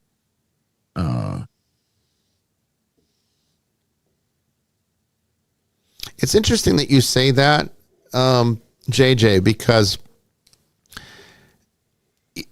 is it because evil in and of itself will eventually be its own undoing? All evil will eventually end up destroying itself. So therefore, even if you had two beings of equal power, one being infinitely good, one being infinitely evil, the infinitely evil one will always end up destroying itself in the end. Is that what it's trying to say?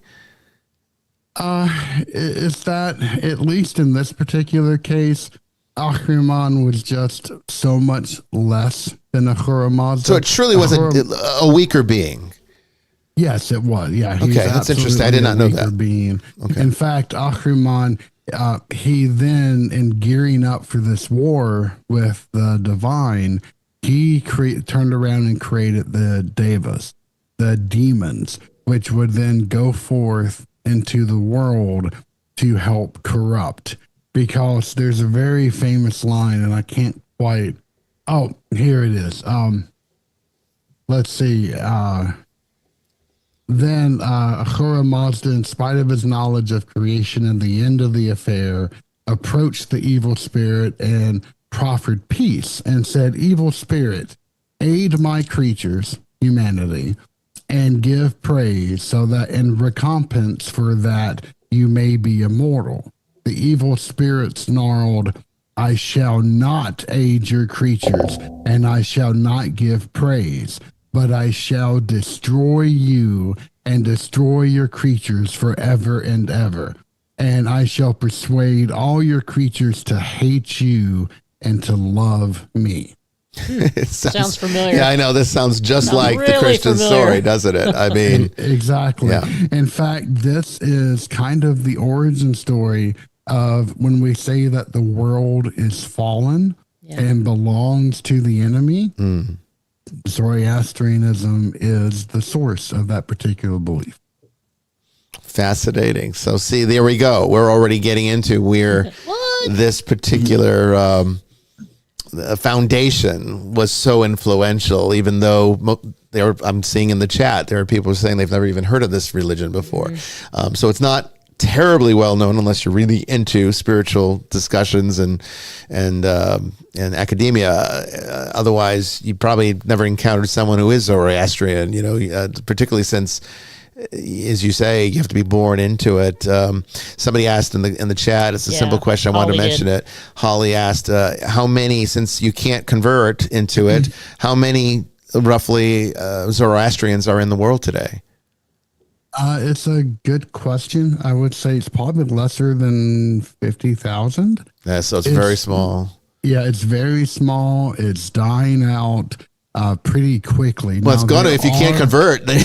Yeah, gonna die they kind of shoot themselves in the foot on that one. yeah. Exactly. There's a few religions in the world that will not ever accept conversions. The Druze and Zoroastrianism are the two that spring to mind. Now, for Zoroastrianism, there are some centers for religious study, which are based in Boston and Chicago and LA. But by and far, the vast majority of Zoroastrianism lives in India, India, yeah. which is ironic because once again, the two groups have come Indeed. together, but in this state, Zoroastrianism is definitely on its way out. On its way out.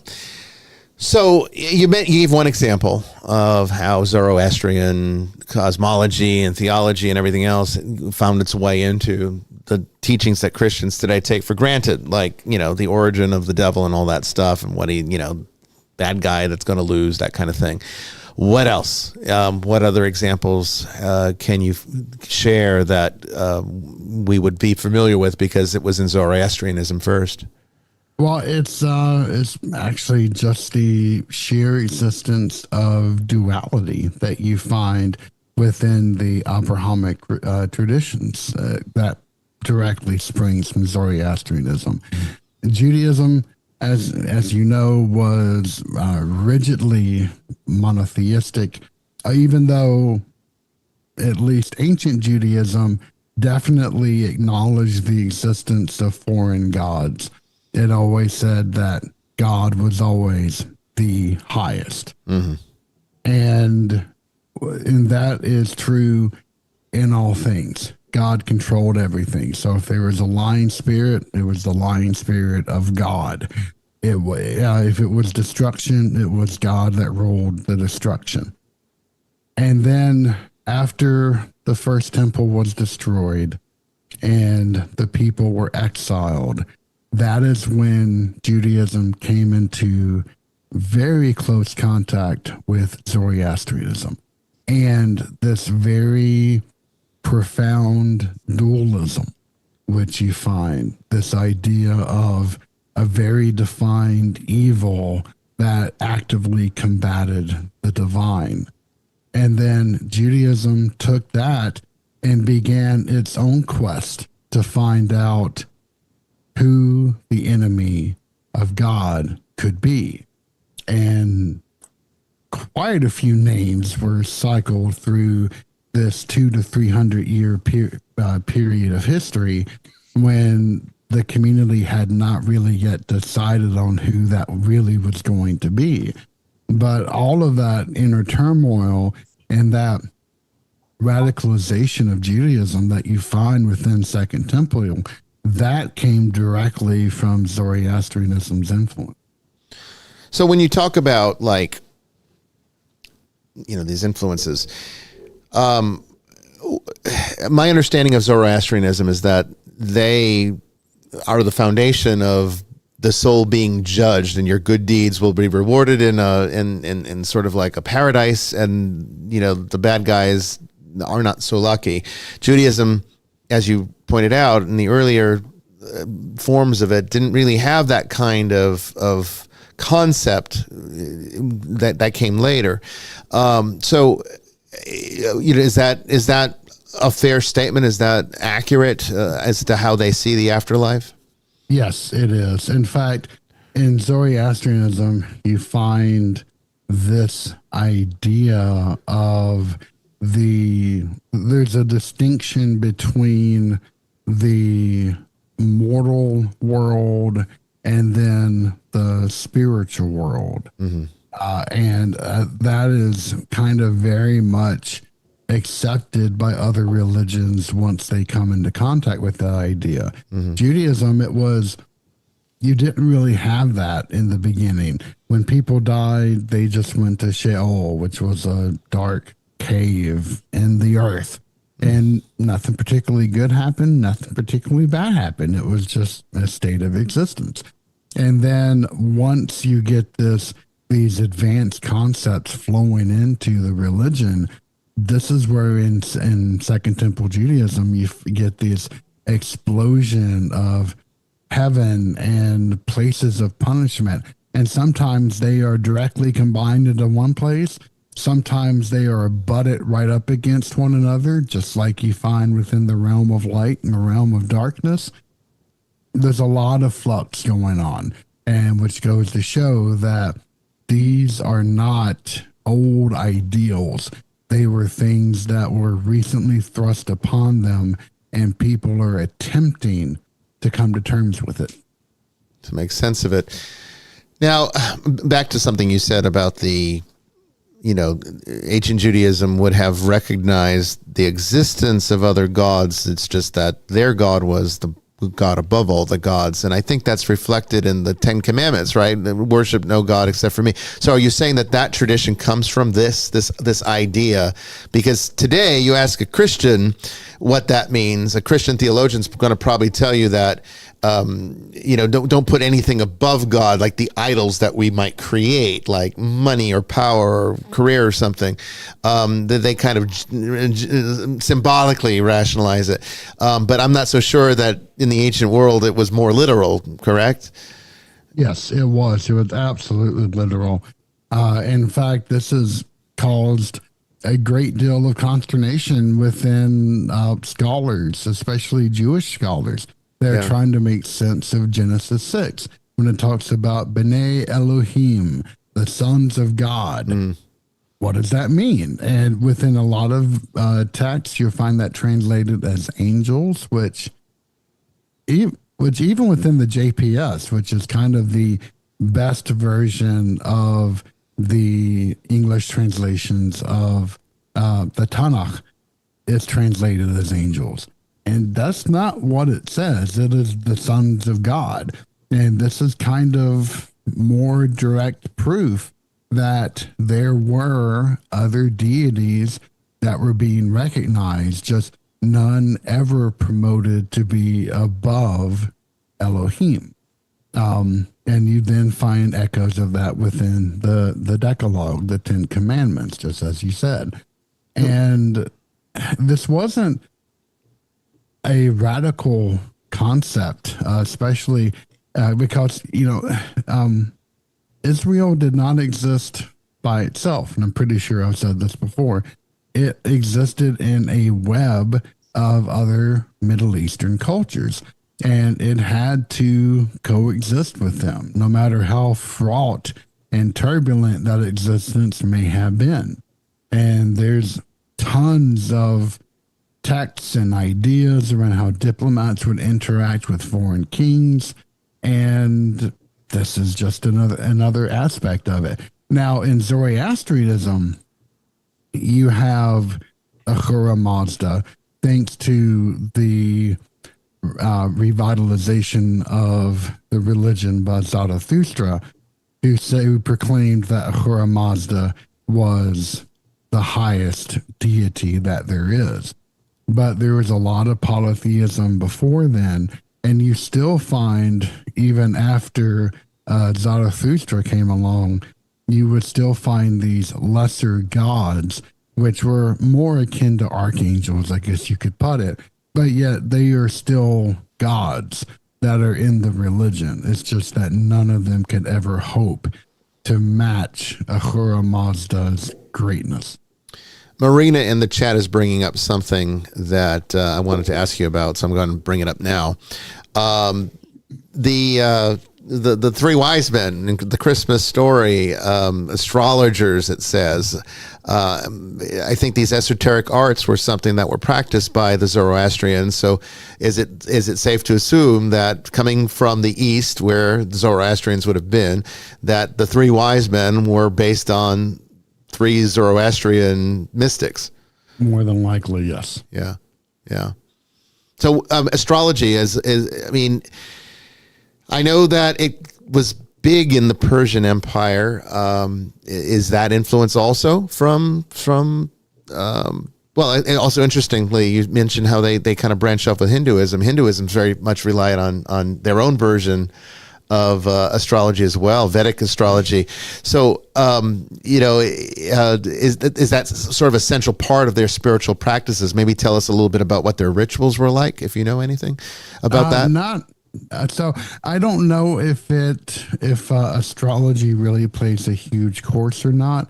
That's a little outside of my expertise, but I can tell you that the way that their centers for practice are in temples that have a raging fire in the middle of them, because that fire represents the light of Ahura Mazda.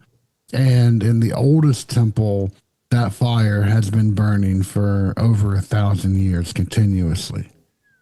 So that's why most people refer to every single one of these temples as fire temples. That's what they're known for.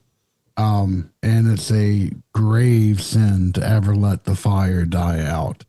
And then there's a large part of the liturgy, which is from the yasna, which is really a collection of works in which is conversations between Zarathustra and Ahura Mazda directly. And a lot of these are just memorized by the faithful, and they will usually recite them from memory. But, then you get a lot of older practices that are in tandem as well. For example, Zoroastrianism is pretty well renowned for not having burial. They actually leave their dead open to the air so that vultures can pick the bones clean. Like a Tibetan sky burial. Yep. That's fascinating.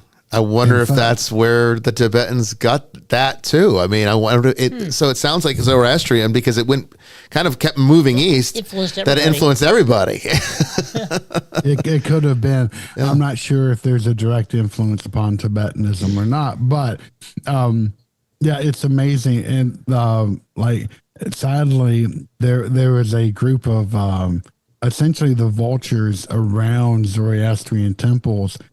They are genetically different than other vultures, and they essentially keep them in order to specifically clean the bodies.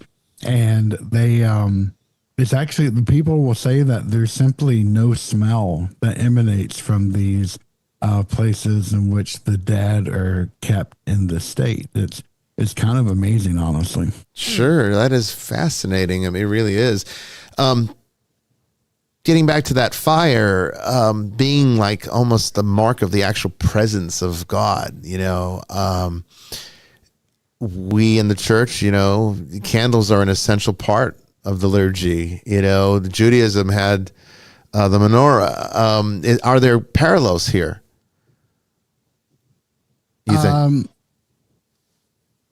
I don't think that there are, at least. You think that's separate? I think that's separate. That's one of the things in which I'm never quite comfortable to do, even though, something may sound very related to something else. It's just like in evolution. The eye has evolved 18 separate times and amongst, various different species in the earth. And it's hard to know, even though they all function the same, it would be more convincing to say, the eye just developed one time and that's where everything got it from.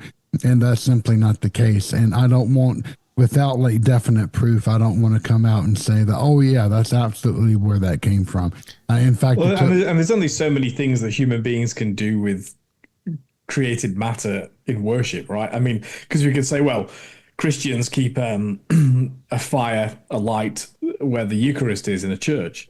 But, knowing what came first is kind of Well, the it's reason almost you're right, and I mean, you make a good point. I mean, there is only so much you can do, and of course, candles and mysticism always seem to go together. So it seems to be from a time when we didn't have any other means of light, right? So, but what I find interesting though is, and I'm not sure that anybody has ever been able to really give a good answer as to why, but you'd think the advent of electricity would have negated the need to have candles on the altar. But that's not the case. We have to, by the rubrics, light candles. And so why? Why? I mean, if it was just about light, just so you could read, then why not just use an electrical source? But we can't. We have to light fire. It has to be fire. So it just made me wonder if this is like maybe some kind of drawbacks, or maybe even just a subconscious memory in the source material itself that goes back to the importance of fire in Zoroastrianism. That's what made me think of it. Yeah, it's a great question. I'll have to look into that, honestly. Yeah, I'm curious because we can't use electrical. I kind of break the rules with the Eucharistic lamp because I don't want a fire always burning when I'm not here in my private chapel at the church. I'm uncomfortable when there's nobody there. We don't, maybe when churches were made of stone, yeah, you could be like, okay, well, we're not going to worry about it. But everything in the United States goes up in smoke. I know, right? It's exactly why. Right. But everything in the U.S. is made of wood, and it goes up like a box of matches. So I use an electrical candle for the tabernacle light, but at Mass, I light real ones. So it made me think about that. Let's talk also about... That'll be the next attack on the church, because it'll be insurance companies will say we can't insure a church if you keep a light. Right. Yeah. And I think some have actually moved to electricity for the tabernacle light for the same reasons. Many have. Many have. But the Mass, when you're there, has to be an actual candle. So let's talk about Zoroastrian eschatology. We already touched a little bit on it, but let's talk about how they view it, and maybe we can see parallels there. Yeah, sure. So there will be a end of days for Zoroastrianism, and the way that it works is that there will be an all-out war between Ahriman and the Devas and Ahura Mazda and his angel, and ultimately Ahriman will be banished. All of the sinners of the world will be cast into the fires of the realm of darkness.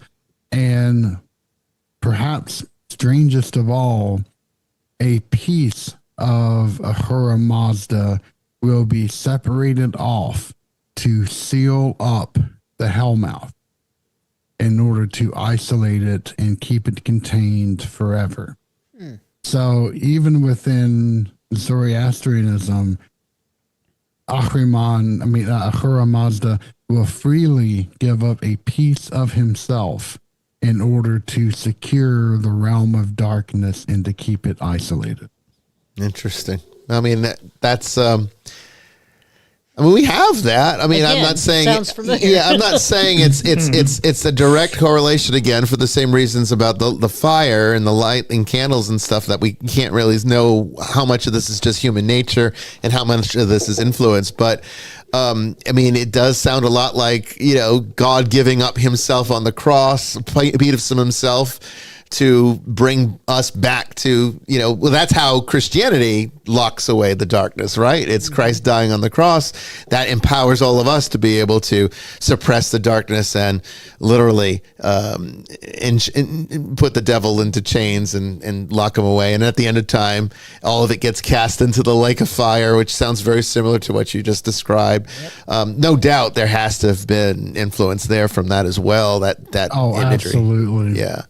In fact, one of the other, I got one last case in point that will show kind of a modern influence that you still feel from Zoroastrianism. Okay. If you crack open your Bible and you go to the Christian New Testament and you start looking at the words of Christ, those are typically marked in red, correct? Yeah.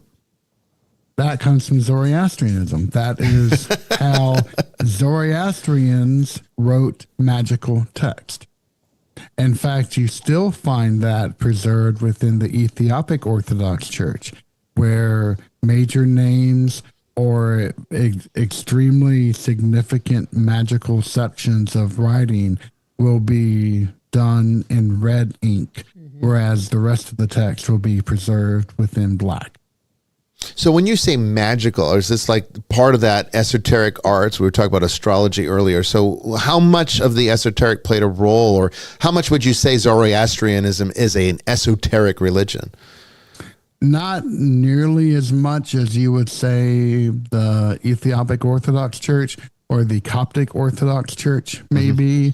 Those are extremely magical traditions. However, magic definitely played a part of the Zoroastrian religion. And a lot of that is primarily because of the fact that, you know, a lot of Zoroastrianism lived within Babylonia at the time. And the Babylons were extremely fond of their magic. And I think the two kind of rubbed off on each other in that regard. Yeah, kind of like in Voodoo, you know, where you come in with this very tribal kind of shamanism, and then of course you get these Christian missionaries saying, "No, you got to be a Christian now." It's not as though all that past just dissipates and everyone's now doing it the right, you know, the way that the church wants it to be, as what they see as the right way.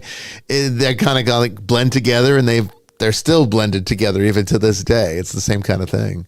Yep. In fact, within if you haven't read it, highly recommend looking into the book of Dr. Finkel, who is I know it sounds like a made up name, but he's really a curator at the British Museum and is a Akkadian and Sumerian expert, and also a highly entertaining lecturer.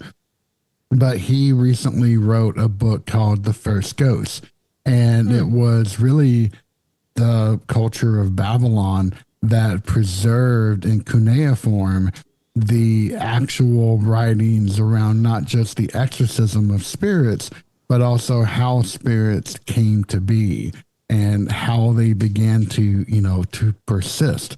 And it's fascinating. It really is. That is truly fascinating. Okay, we're going to take our next break here. When we come back, we will have more from JJ about Zoroastrianism and start taking your questions as well. Don't go away.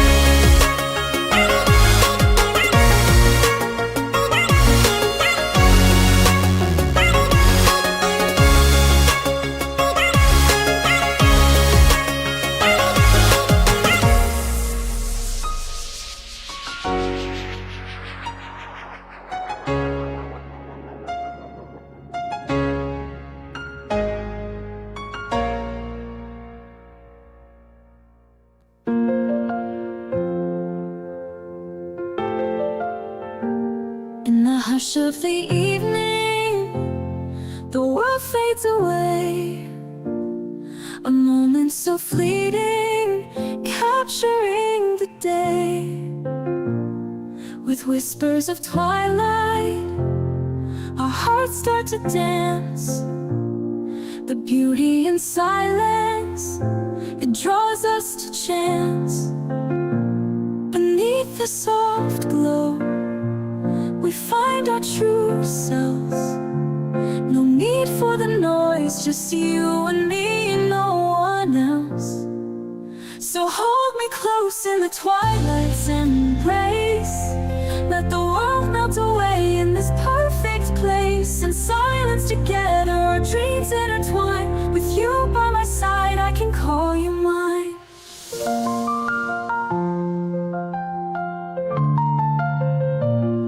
Our shadows stretch along, we breathe in the night. The kiss of my soulmate, everything feels right. In this perfect stillness, our spirits take flight. A life without fuss, everything's in sight. With every heartbeat, we write our own song. In the beauty of silence, we finally belong. So hold me close in the twilight's embrace. Let the world melt away in this perfect place. In silence together, our dreams intertwine. With you by my side, I can call you mine.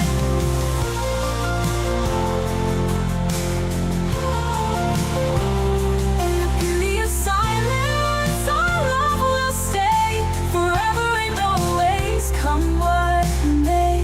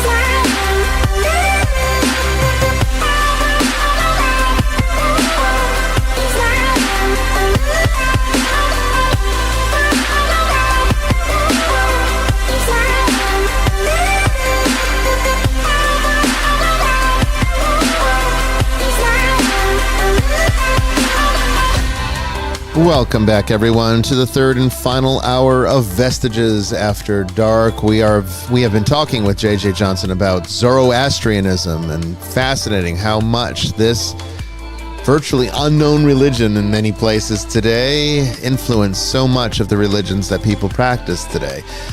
They might not even realize it, and that's what we're trying to kind of clarify here, because it has been the single most important contributor to what we take for granted as Christians, even as Muslims. It's very interesting. If you've got a question for JJ about this topic, or if you want to comment about it or tell us your own story, you can call into the show at 802-321-0073. That's 802-321-0073. If you're international, you can call free by dialing Eye of the Seer on Skype. That's EYEOFTHESEER. Just do that on Skype and I'll connect you into the show. Keep your questions on topic tonight, we ask, please. The subject matter is Zoroastrianism, and we'd like to learn as much as we can about it tonight. Okay, and of course, you can always ask your questions in the chat room.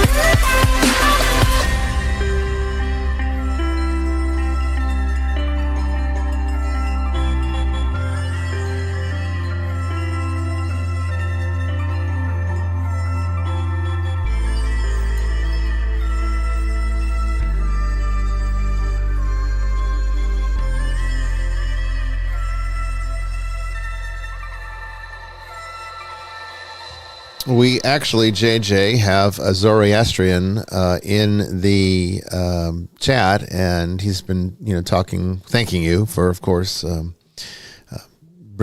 shedding light on his religion. But he mentioned some interesting stuff here. He says we are less than 0.5%. Only country which gave us shelter and refugee is India. When my country was kicked out, extremist Iran. So I would imagine one of my questions tonight is how are they getting along in the Middle East? Because I can't imagine Islam playing nice with a religion like Zoroastrianism. No, not whatsoever.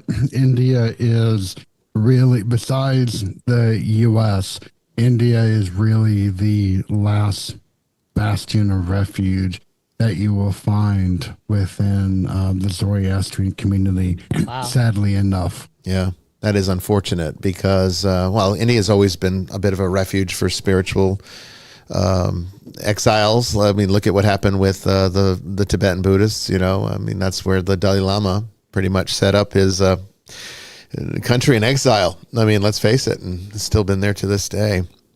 So yeah, unless you're Muslim, then India is pretty accepting, and if you are Muslim, then sadly, under Modi's regime, you are discriminated against heavily. Sadly, because of the Pakistani thing, I'm sure. A little bit of tension. A little bit of tension there.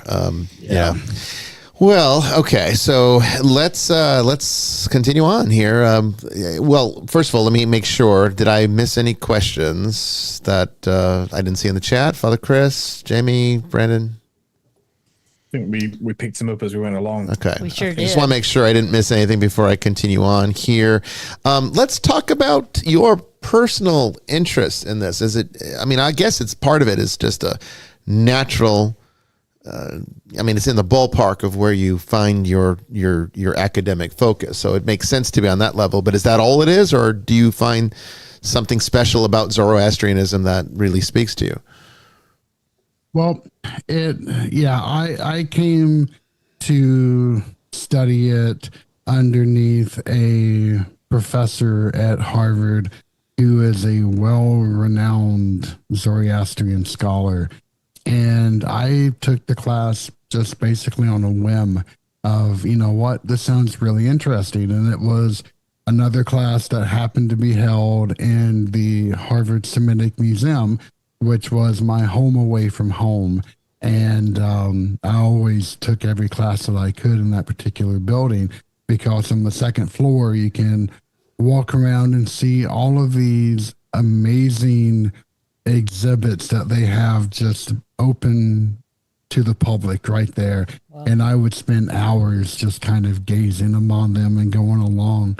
But and then I came to find out so much more about this particular religion, its interconnectedness with everything else that I have studied. And at the same time, I was taking classes in Mandaism, which is, there's a major religion called Mandaism, which is essentially an evolution and an interesting intersection between Zoroastrianism, Gnosticism, and a few other bits and pieces thrown in. And I became fascinated by it as well. So this just became more of a coincidence that turned into a lifelong interest because of that. You bring up Gnosticism. Gnosticism is also very dualistic. So do you think that Absolutely. Zoroastrianism once again influenced it? Same thing? Yeah. Yep. It's so fascinating. All right, Brandon, I think there's a question there. Yeah, Mystic's got one. Yes. Question from Mystic. Is the Saoshyant a Jesus-like figure in Zoroastrianism? I honestly don't know the answer to that. Yeah. I wonder if our I'm not- Zoroastrian in the chat might. If Yeah, if you're still with us, let us know. Zoroastrian, if you're there, call into the show. We'd like to hear from you, or if you just want to stay in the chat, that's fine too. But we'd like to know what you know about that particular thing right there. But but to my knowledge, and I could be wrong, but there is no Jesus, no savior. figure. Yeah, exactly. The most important religious figure that you have within Zoroastrianism is Zarathustra, who was the reformer. So, what is that a role in sort of the same sense as Muhammad in Islam? Is it like being a prophet that sort of I don't want to say intermediary, but sort of speaks or relays the message of God? Yes. Okay. Absolutely. He was someone that essentially took a very pastoral religion that was mainly, used in very rural communities and then solidified it into a theological powerhouse. Mm-hmm. I see. So, okay. So are there any other key figures, or is he really just the only one? He's the primary one. There are other major thinkers and thought leaders Over the years, yeah. But none come even close to Zarathustra. Zarathustra, yeah. So salvation, as I'm understanding it in this particular belief system, is really on your shoulders. It's how you perform. It's really a works-based religion. Yes. Yeah. It absolutely is. Life is temporary, and as a person, you are essentially invited to participate and interact within that continuing battle between the angels and the demons. Interesting. Are angels the same role? Do they play the same role in Zoroastrianism as they do in Christianity, Judaism, Islam? Are they messengers essentially that kind of help out from time to time, or? They're a little bit more than that. They're just, in one sense, they're a little bit less than a full-fledged god. In certain senses, they are minor gods themselves, but they wield a phenomenal amount of power. And there are different orders of them, but the most powerful ones, such as Mithra, they are absolute, and they can get their own forms of worship. They are worthy of worship according to Zoroastrianism. It's it's a very rich tradition when it comes to that. Do they have a framework for forgiveness of sins, or is it really just, if you do wrong, you start doing right again? I mean, is it that simple, or is there more of a process to it? The main thing that you want to make sure of is that you are living a life through good deeds that have a basis in good thoughts, good intentions. That is, and purity is a huge part of Zoroastrian culture. And that's where part of this ideal that you have to be fully from a full Zoroastrian family in order to participate. And that way you are ethnically clean. But even more than that, I still, and I'm not trying to cast any aspersions when I say this, so, take it with a grain of salt. But I still remember my professor talking about some of the extremes that, especially in more ancient times, women would have to go through when they were on their menstrual cycle. Mm-hmm. They would essentially be contained within sheds, and usually they would have to douse themselves in cow urine or animal urine in order to help purify themselves during this time. So we obviously see that in Judaism. Yeah, we see that in Judaism to a certain extent. Yeah, and I was actually reading an interesting article about that. The article was, "What did women do before the invention of like pads and tampons?" And the prevailing theory was that the further back you go, the less clothing people wore. So they probably got around with a grass skirt, and when that started up, corn husks. You would kind of just separate yourself. But the other thing that's interesting is that you tend to not ovulate when you're not taking in a normal amount of nutrition. So the ancients probably weren't anywhere near as nourished as we are and satiated. They probably today. weren't as regular as most women are today. Right.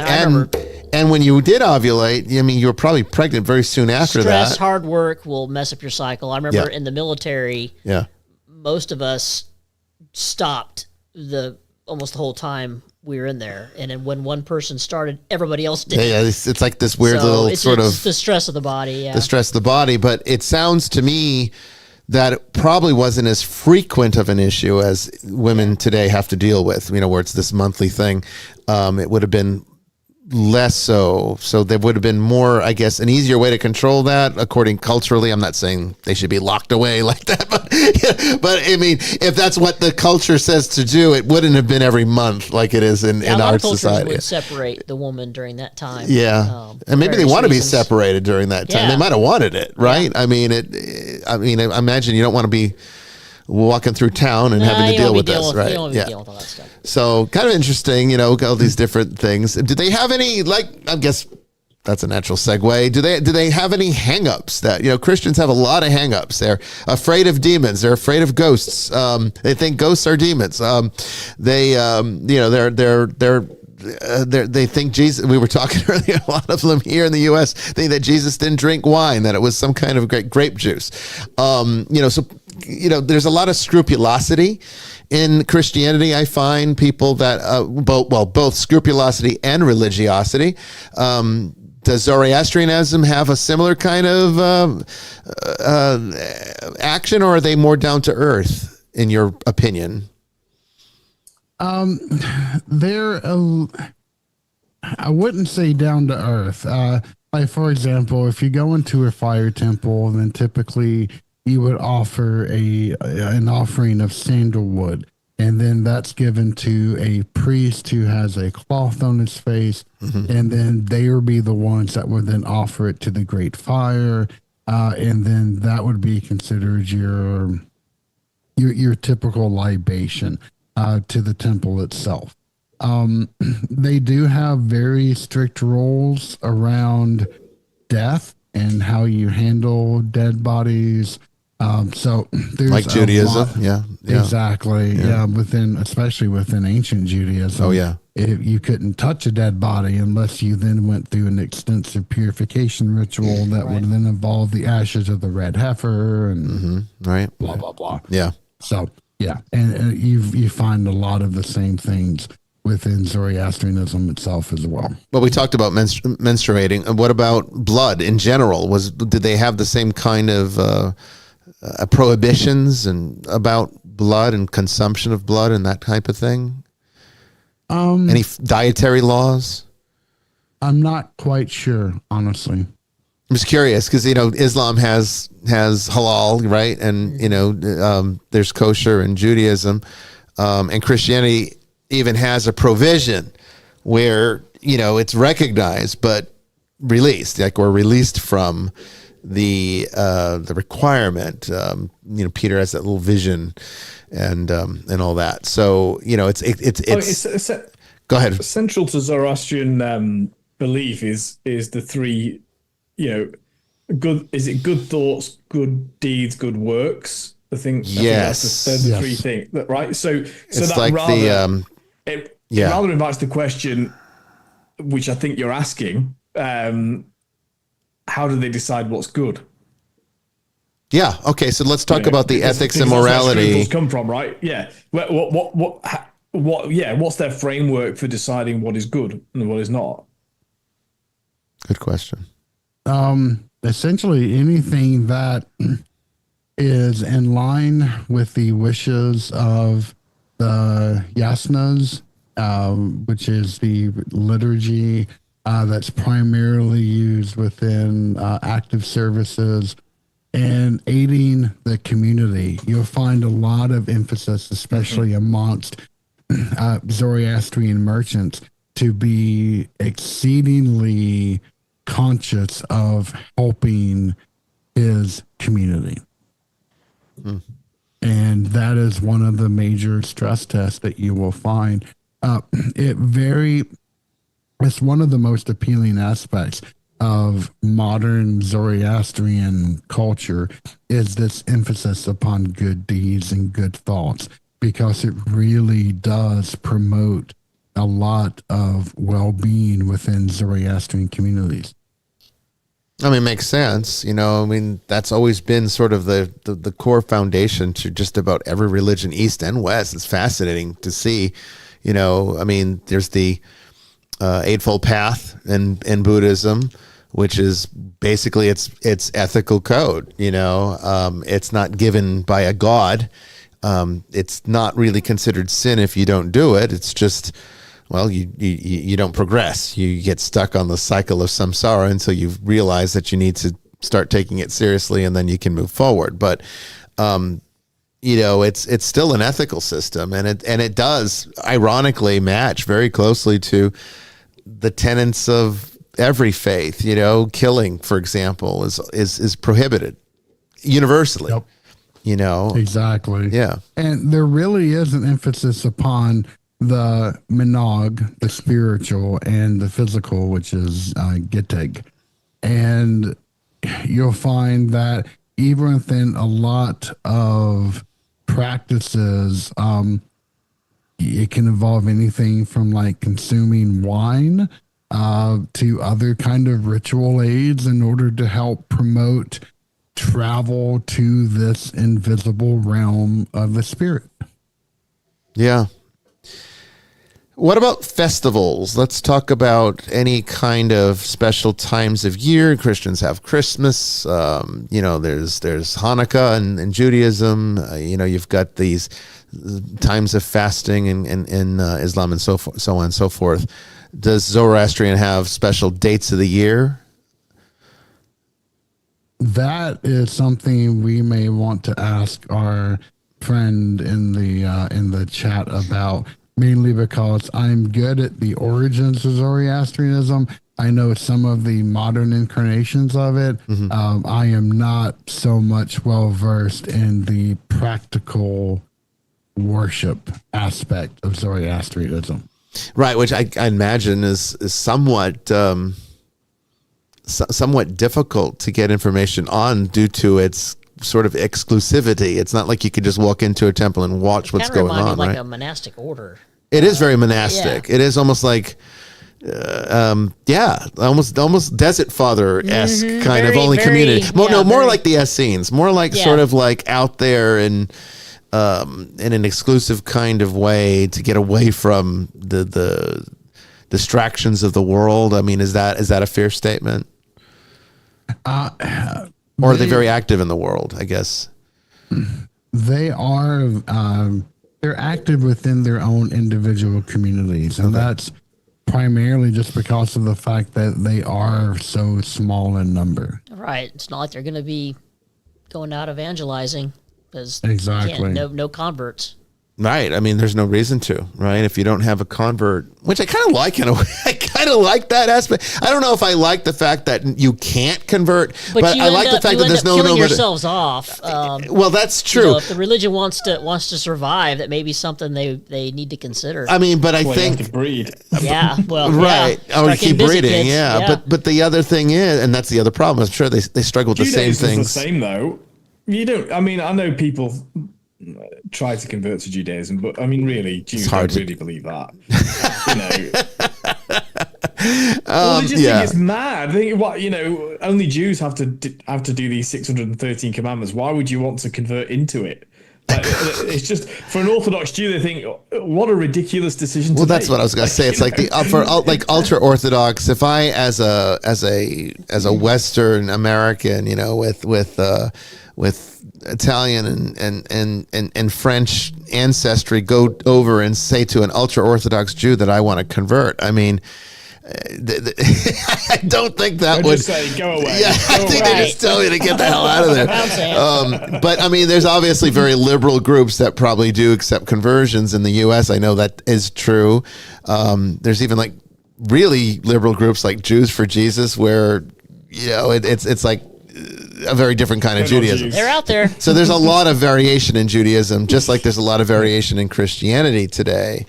Less so, it sounds like, in Zoroastrianism, just because it seems far more cohesive, probably because it's smaller too. That helps, keep it together. It is, but you still find there's two broad categories of Zoroastrians today. You have your traditionalists and you have your reformists. And the reformists attempt to be a little bit more open, especially to say, people that came from only one parent being Zoroastrian, etc.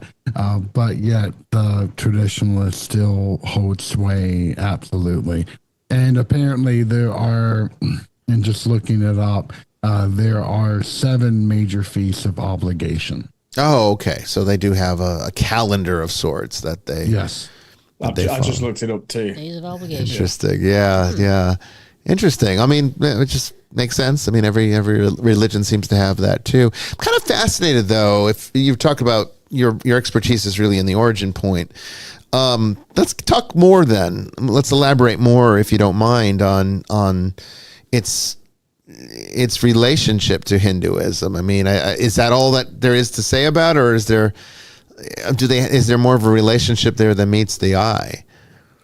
The two really are kind of dark mirrors of each other, and it's kind of fascinating in the sense that they originated from the same group of Proto-Iranians.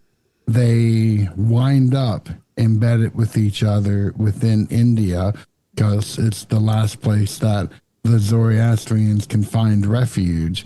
And they've had a long history of animosity amongst themselves ever since then, to the point where the gods of Hinduism are considered the demons of Zoroastrianism and vice versa. So the two have really interplayed amongst themselves throughout their entirely very long history with each other. Interesting. That is so fascinating to me, because I would not have put that together. I actually did not know that until you mentioned it, that there was any relationship there at all. Because, I mean, obviously Zoroastrianism doesn't seem to have a framework for reincarnation, and that's kind of central to Hinduism. So I wonder when that changed. Like, why did one take on more of a Western approach towards, the afterlife, where it's like you're one and done, versus having to work through countless lifetimes to get to where you're trying to reach moksha or something like that? Yeah, it's a good question. But yeah, Zoroastrianism flatly rejects any concept of reincarnation. That is so interesting. And that yet they, one division there, they broke the same origin point. That's just so intriguing to me. Father Chris, I'm sure There's a lot on your mind. The chat's kind of quiet. It's kind of a quiet night, I guess, because of this. You said there's something on politically on the TV tonight. Yeah, there was a debate, but I was kind of hoping our debate guy in the chat would. I don't know if he left. I think he disappeared. Yeah, he's not with us. He hasn't been saying anything.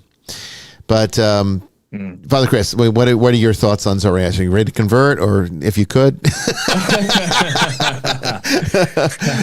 Oh, look, I mean, I have a view of Christianity that,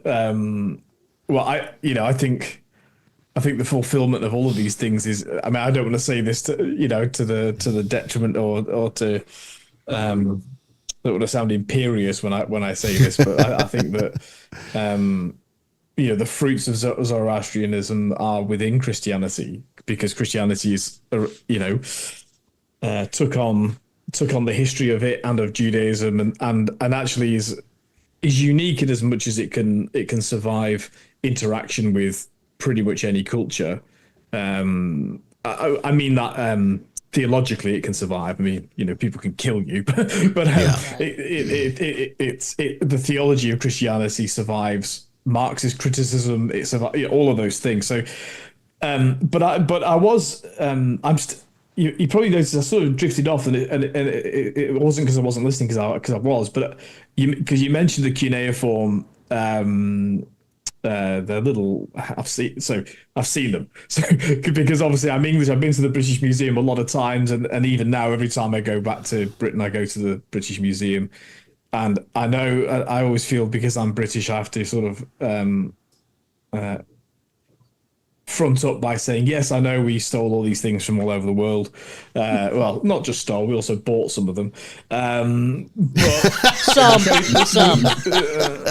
We bought the Elgin marbles, for example. That always annoys the Greeks. The fact remains is that these things are in existence because that happened. And so, I was talking to a colleague at work who was from Lebanon originally, and was talking about the walls of the Assyrian temple and the Battle of Lachish and all, and I said, oh yeah, I've seen them, because they're in the British Museum, and they're they affirm that, well, it's good because they still exist. So I've seen those cuneiform. I don't know how to describe them. They're almost like they look almost like a dreidel, right? But that shape, they're sort of a prism shape, and the cuneiform's written around them. What are they made of? Is it wood or is it a clay? It's a clay. It's clay. I think it's clay. Yeah. So they can imprint, right? Cuneiform, you imprint into it, right? With a knot. Yeah, essentially, the very first writing tools for cuneiform were just reeds that you would find along the river basins, and then they came up with specialized tools, which is just a wooden dowel that would then have a wedge shape on the very end of them, and you would then formulate cuneiform by just connecting those together. How does it work linguistically? Is it like an alphabet, or is it more like, I mean, it's not a character, right? It's not like Egyptian or Chinese. It's not a hieroglyph. Right. They are. So cuneiform, so there are two different languages that comprise the vast majority of all of this. The first is Sumerian, and then the second is Akkadian. Sumerian is one of two languages that have no family associated with it. So you get, so it's radically different than anything else. And then Akkadian is firmly within the Semitic family of languages. And you can represent in cuneiform, it's very much like kanji or Chinese characters. You get over 10,000 unique ideoforms, which then compromise the majority of the language. And it gets really complicated really fast. Sounds like because you can represent different words in either Sumerian or Akkadian, and sometimes it will flip-flop between the two of them. And just listening to people explain about the language would just make my head hurt. So yeah, I mean, it's really always find that fascinating. One of the things I wish I was really good at picking up language. I'm not. But I wish I was, because I would feel that I could get so much more out of the study of history if I could participate it at least linguistically. I try to do it culinarily at least, but there's only so much you can do. So many of these things are lost. I have a very good friend who can read cuneiform. Really?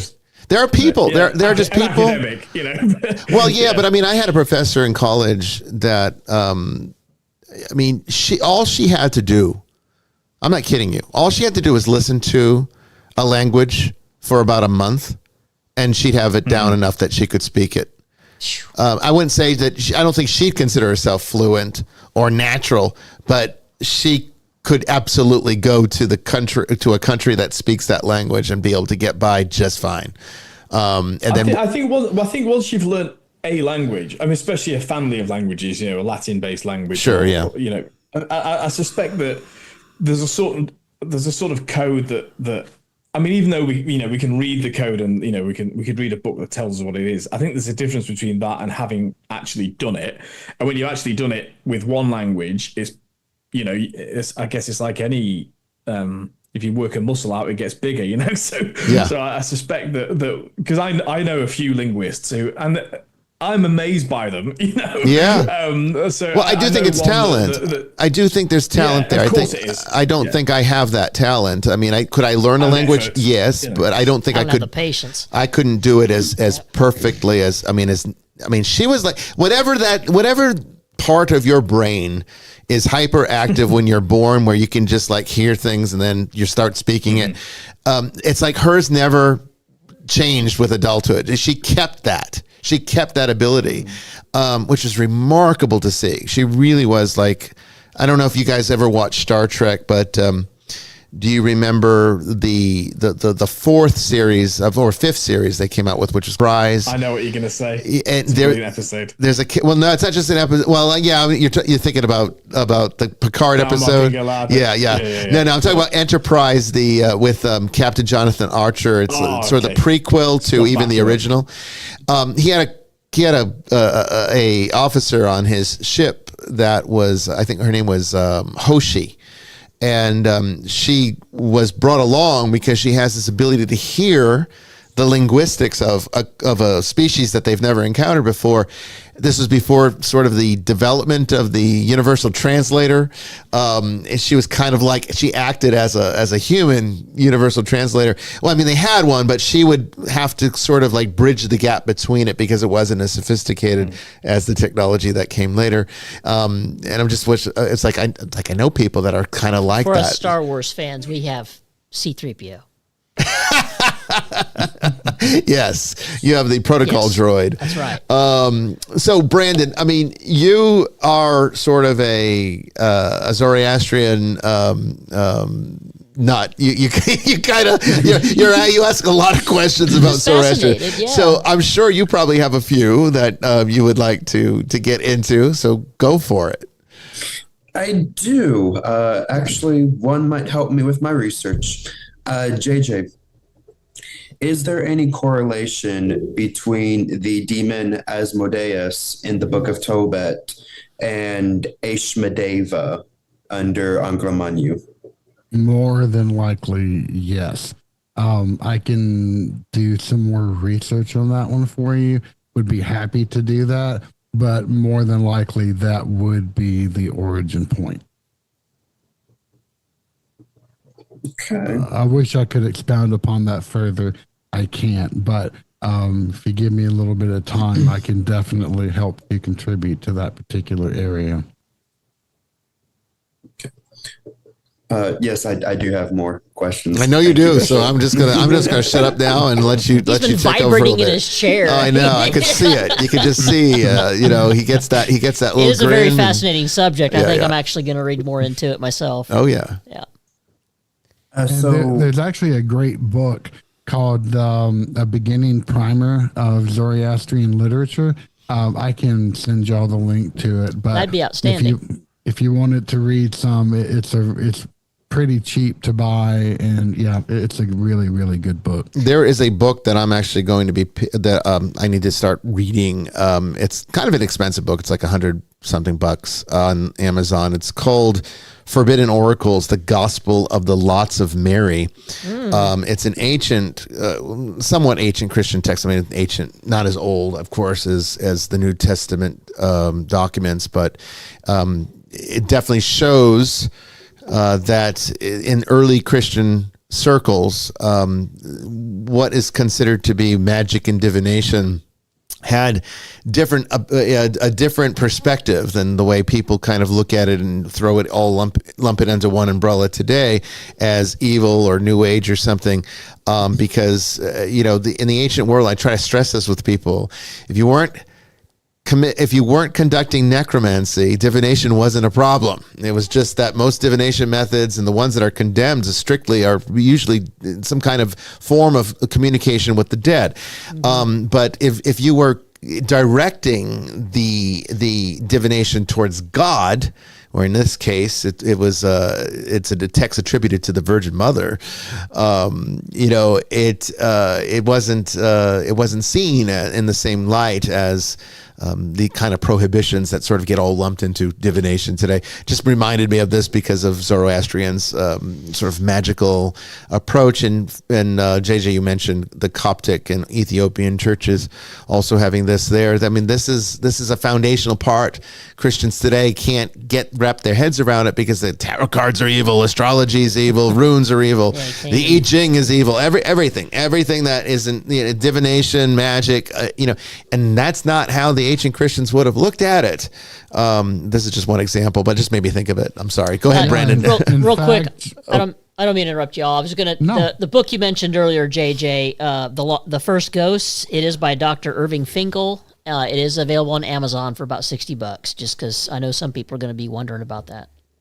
And you can get it on Kindle as well for a lot cheaper. Okay. So, yeah. What were you going to say there, JJ? Yep, sorry. And you also have water bowls, which was used by a lot of Jewish and Christian communities that served as both a way to repel evil spirits and to communicate with the divine. So, yeah, absolutely, magic was not a prohibited topic within that community. Yeah. About scrying into the bowls? Yeah.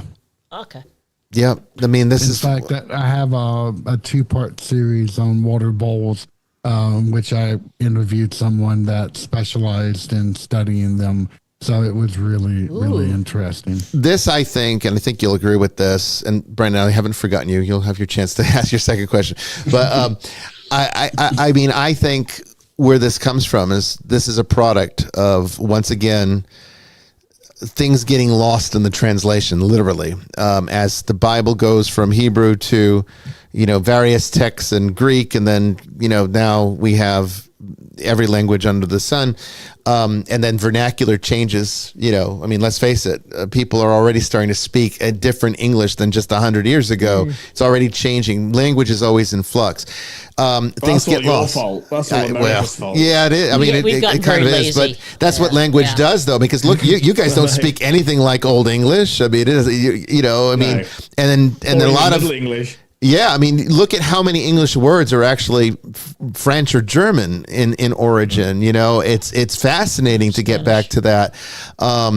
So, in those older forms of what would have been considered English, like in the Middle Ages, would be incomprehensible to us today. Listening to it, we wouldn't even be able to hear and say, "Well, I know what they're saying."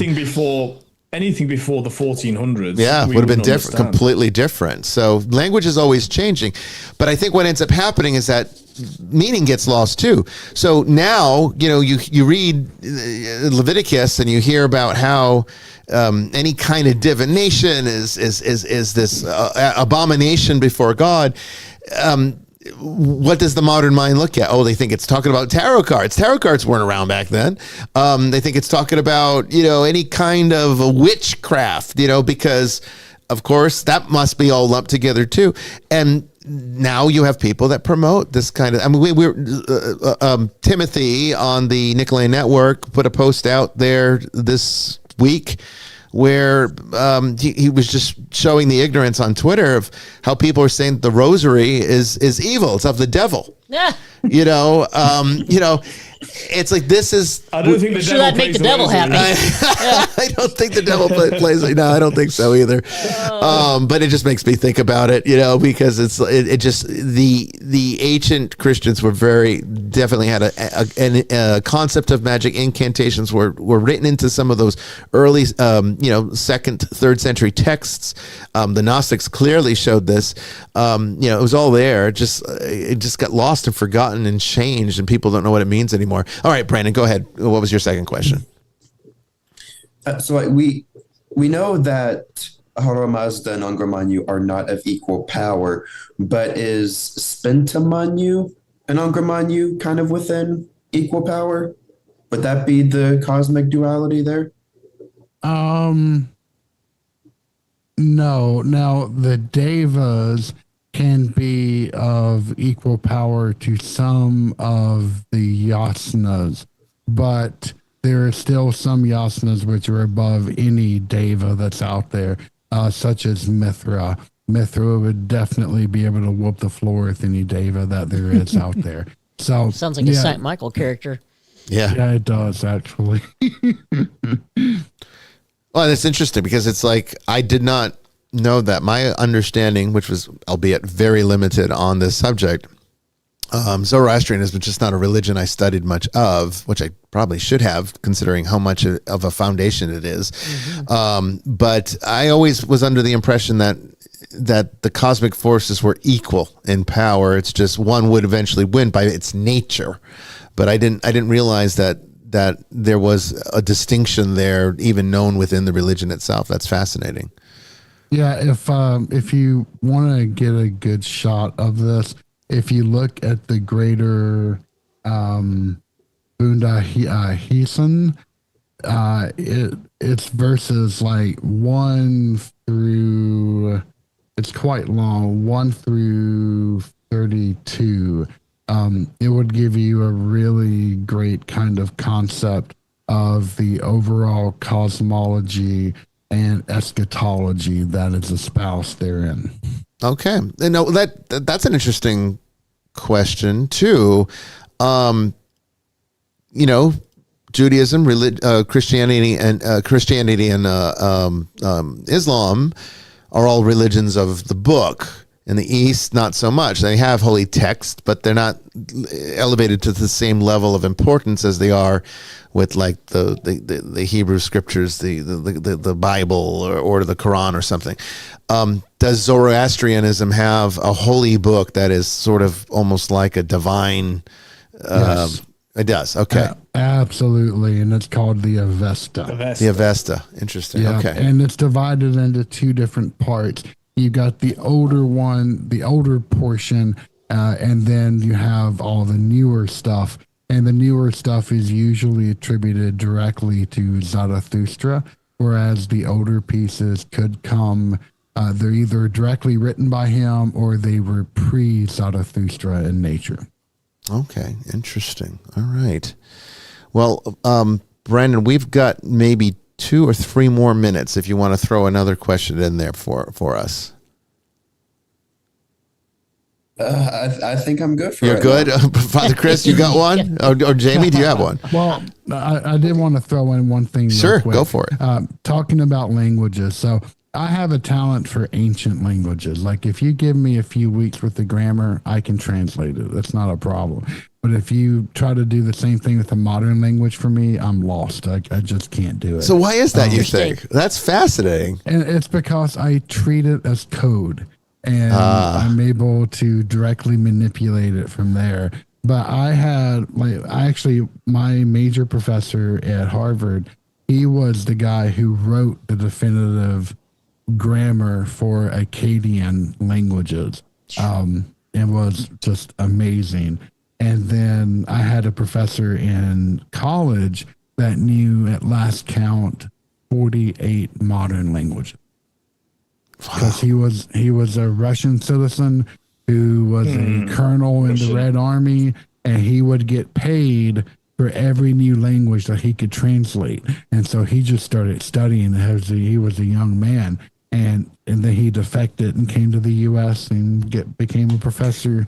He couldn't teach worth a damn, but he was amazing. It was in there. He really was. Some people, I think, just have a proclivity. I would say that the more proficient the individual is at the work itself, the worse they are able to teach it.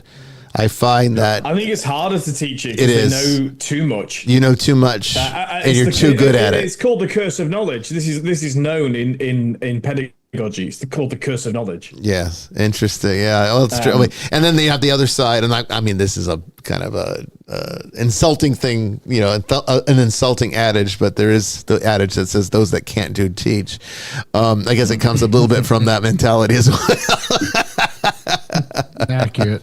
Yeah, and a lot of times it is. I will say that there are rare exceptions, but I would say that a lot of I didn't do well in math until I went to university, because all my math teachers in junior high and high school, were these mathematician geniuses, could do quadratic equations in their head, but they couldn't explain it worth a damn. So it was like you couldn't learn it from them, and they just expected you to be able to do it as well as they did, but you couldn't. But when I went to university, my first I had to take so many hours of math. My first professor in university was a NASA engineer. And this guy was just like, he could break down mathematics in a way that a monkey could understand it. It was incredible how incredibly clever he was at being able to explain such things. But we're at the end of the show, and I wanted to say, JJ, thank you once again for such an enlightening episode once again. JJ's got us buying books again. He does, yeah. We're going to go broke on JJ. Fascinating stuff, yeah. Well, I greatly appreciate you having me back on. It's always such a good time. And I really appreciate the chance to join y'all again tonight. It's always a pleasure. Make sure you check out his podcast, Southern Demonology. Are you on YouTube? I am. Yes. All episodes are on YouTube and on the newly revamped website, southerndemonology.com. Fantastic. Sweet. Well, thanks again. Brandon and Father Chris and Jamie, thank you. Thanks, everybody. Thank you. I thank all of you for tuning in tonight, despite the fact that there was, I guess, more interesting things on to people. Politics, right? They'd rather watch people fight. Yeah, I know, right? Yeah. Interesting to see how that circles. Well, it was definitely a quiet evening, though. We had I'd say, only about 30% of the normal audience here tonight. So clearly that had to have influenced it. We're not sure. I'm going to tell you right now, I'm not sure if we're here next week. If we are, watch the YouTube channel and make sure you're subscribed so you'll get the latest update if we do post a show for next week. I'm not sure I'm going to be here. I haven't gotten word yet for my case in the UK, so I don't know if it's going to overlap yet or not. Even if it might, I still might cancel. So I don't think there'll be a show next week. But if I find out definitively that I'm going to be hanging around, I'll probably throw a show out there for you. Okay, so keep an eye out for that. I don't know. I don't think we have one scheduled for 2 weeks yet. We're still trying to get some special guests for those dates, and Brandon's working on that. So make sure that you're on the Nick Lane Network. That's the best place to get all that information, okay? But we'll be back, and we got lots more for this season, so don't worry about it. Until then, I'll see you out there in the ether. God bless everyone. Night, everybody.